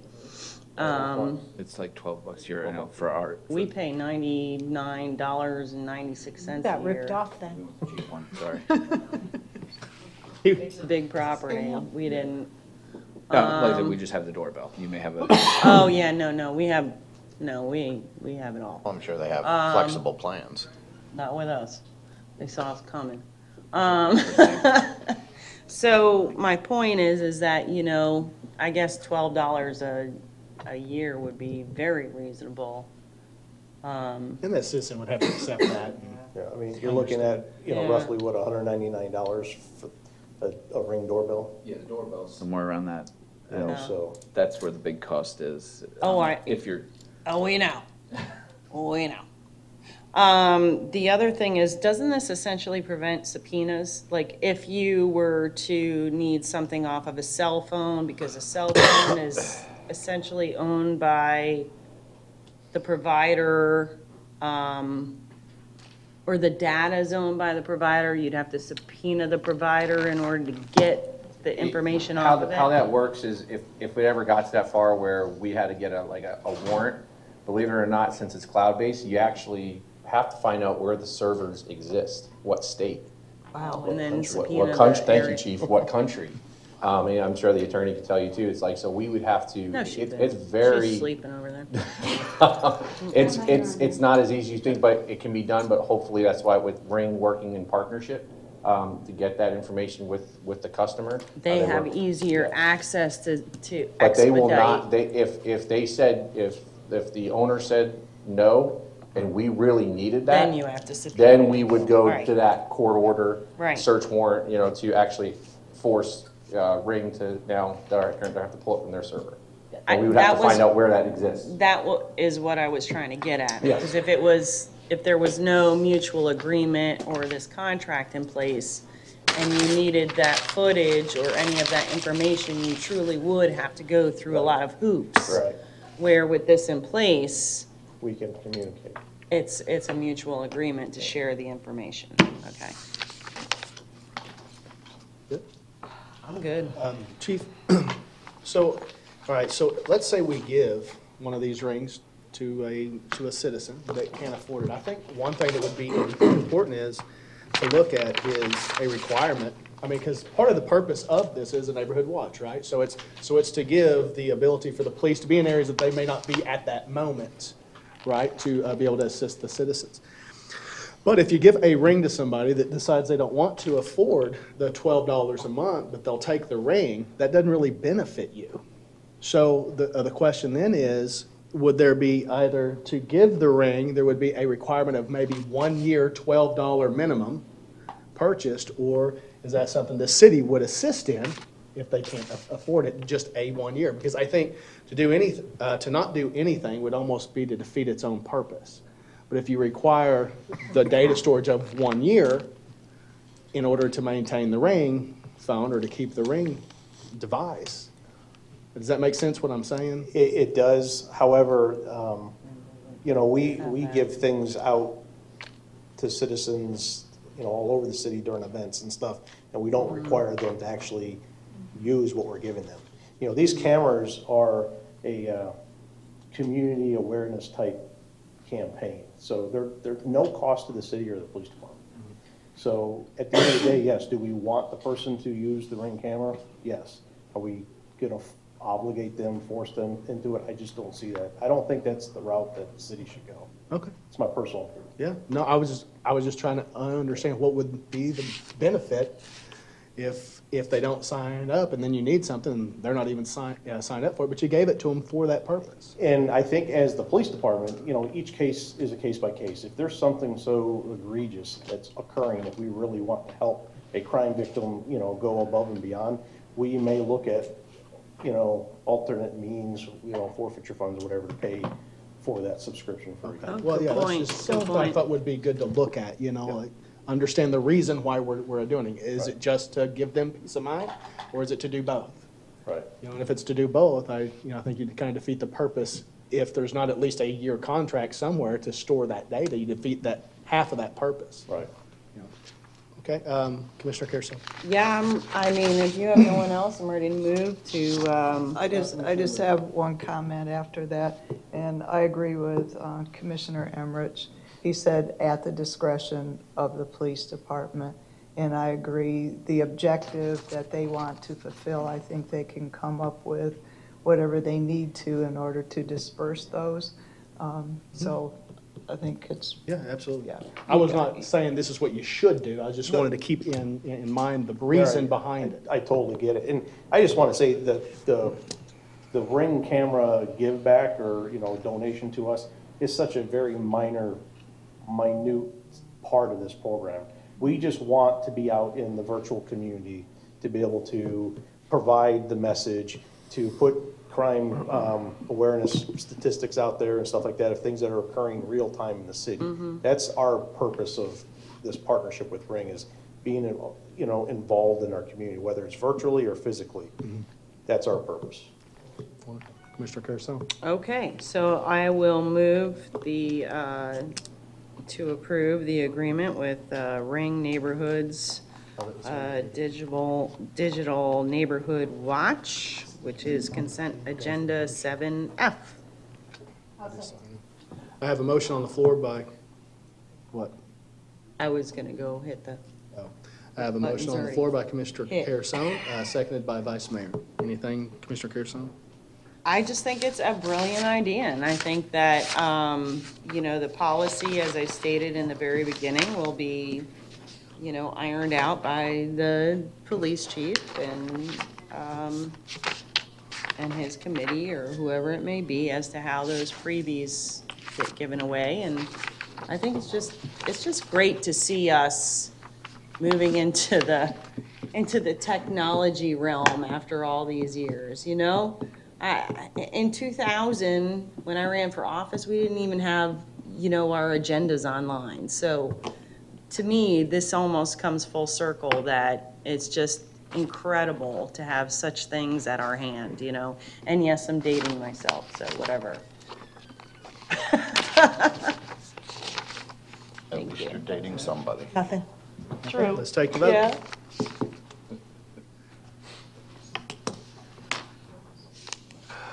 That passes unanimously. Did you want to say that?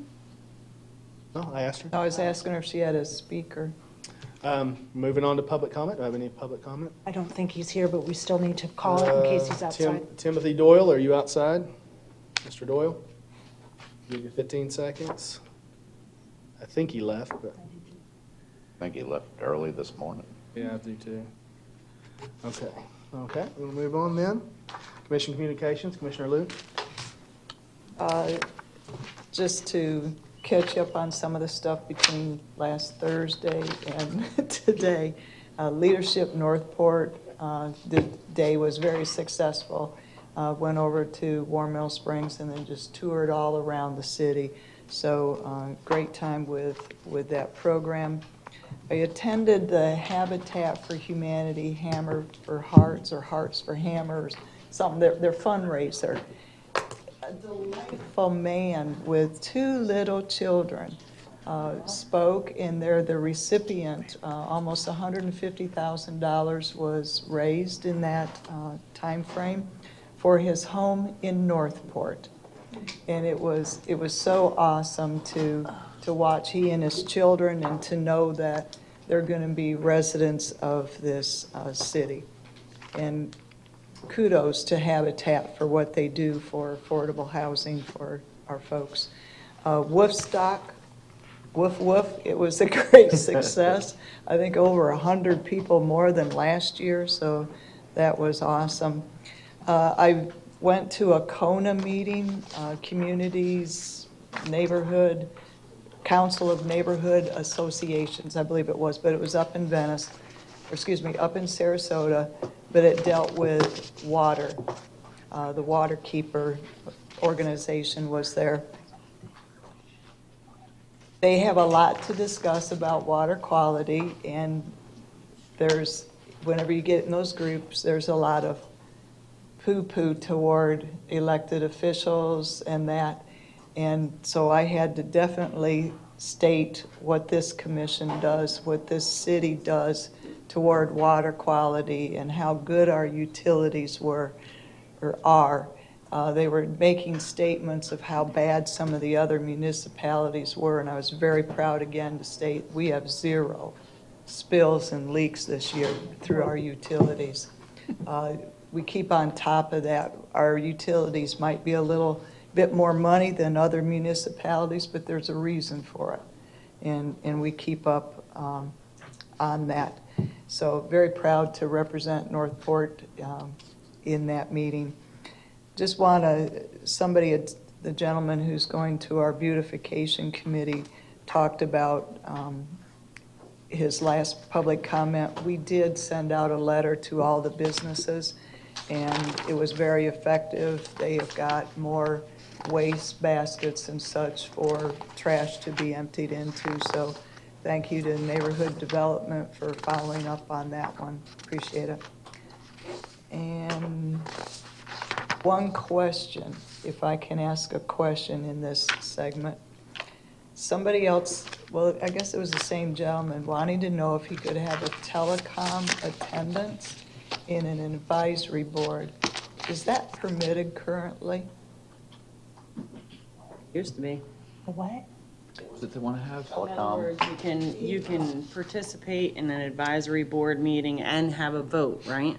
Yeah, by we used to do it. telecom. Probably have to have city. From a legal perspective, I know, I've looked into this before, and there's an AG opinion or a couple that relate to it, and I'd have to look back on that to verify it. Yeah, because I remember. In that, because that would definitely help us with our issue with the part-time snowbird members of these boards. If we do have the ability to do telecom, and it does. So I'd like to see an answer. I know that Commissioner Garofalo has participated by phone before. I know that I myself have had to participate by phone before.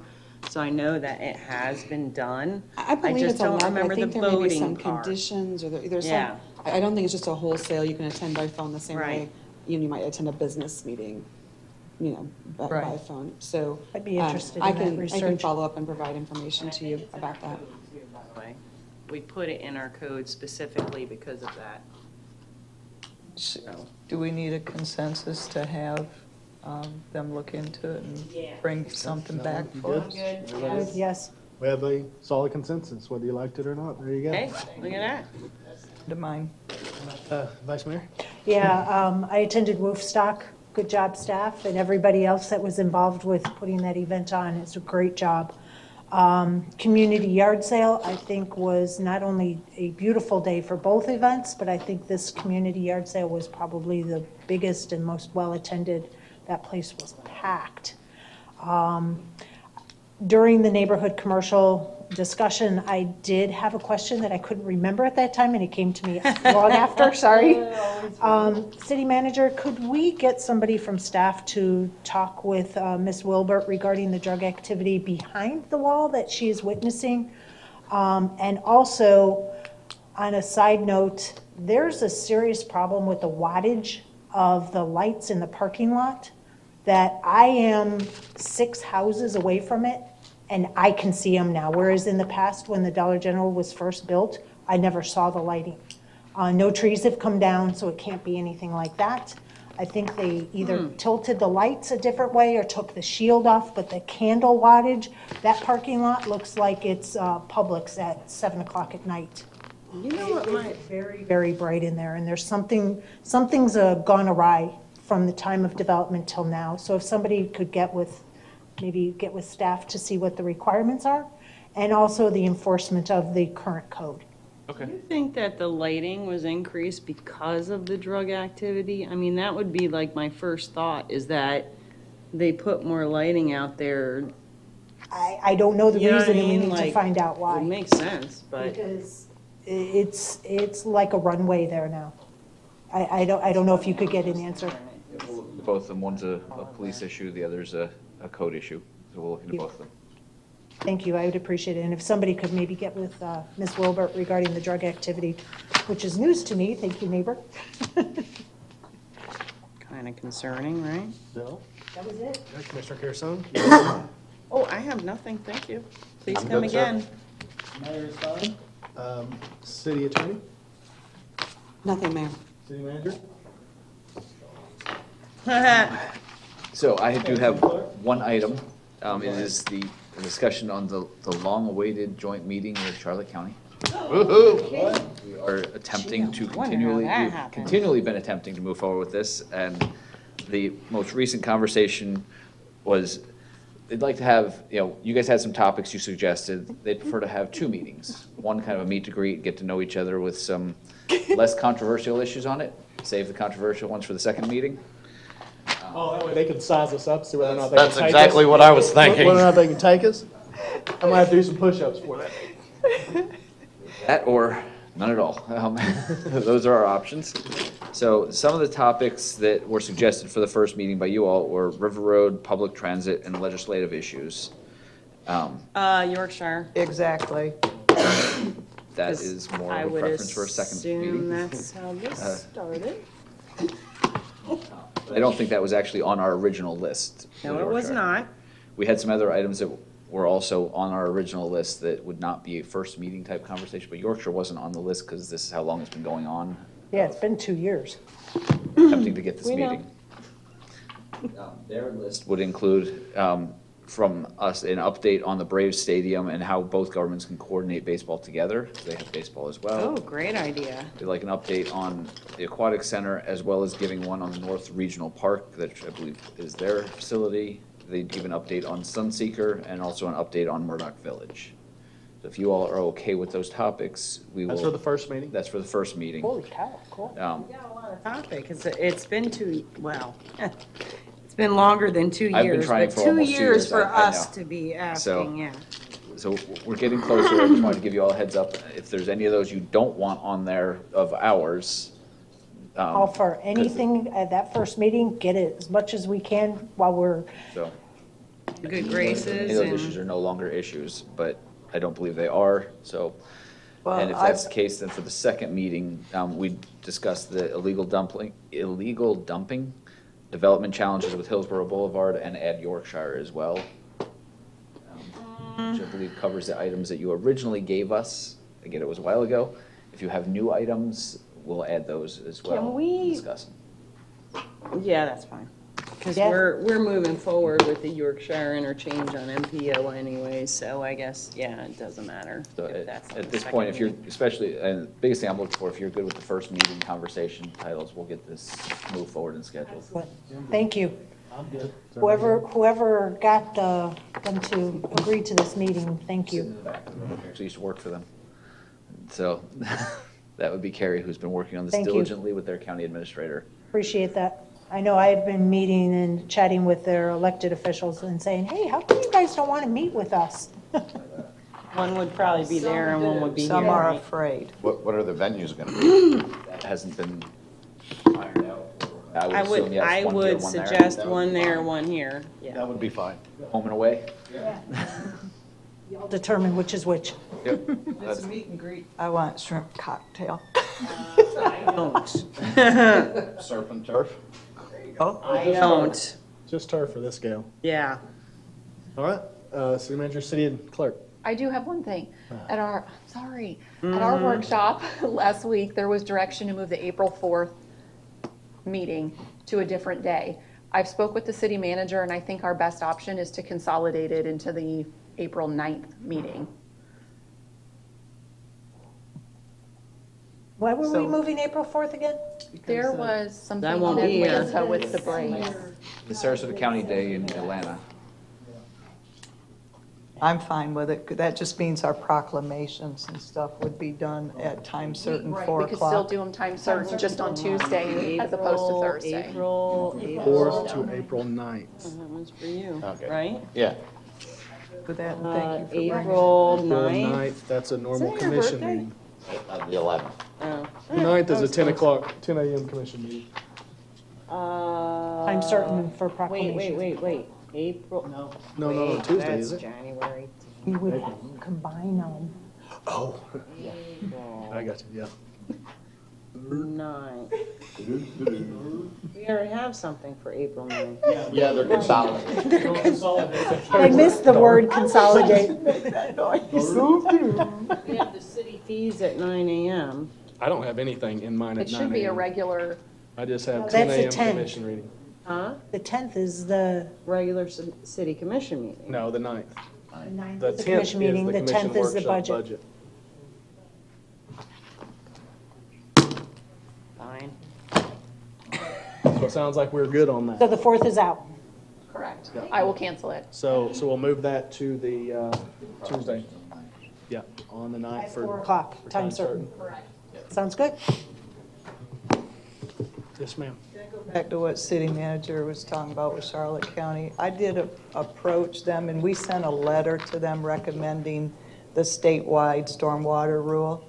And I was speaking with one of them over at the Peace River. He wasn't even aware of it.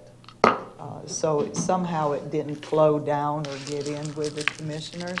I wouldn't mind addressing that with them, depending upon how long it takes to get into that meeting, I wouldn't mind discussing that with them also and encouraging them to jump on board with it. Oh, you know what else? I'm sorry, you're right. The fact that we're the only qualified healthcare facility and they had closed their health department, we should probably find out about that. I don't know what the impacts are, especially now that the QHC is going privatized or whatever they're doing. I wasn't here for that update, and I'm not even sure what they're doing these days. But, I mean, we should probably add that to our second meeting to determine, Do we have any say in it? impacts and, huh? Do we have any say in it? I mean, it sounds like we have no say in it anyways because it's a state agency. So we're gonna just kind of. I think it's a county agency. I mean, yeah, it's state funded, but Yeah. I'm pretty certain it's a county agency. Yeah, that's true. I don't know. I'll think about that one. We have some time, I'm sure. Is that it? Meeting adjourned. Did it soft this time?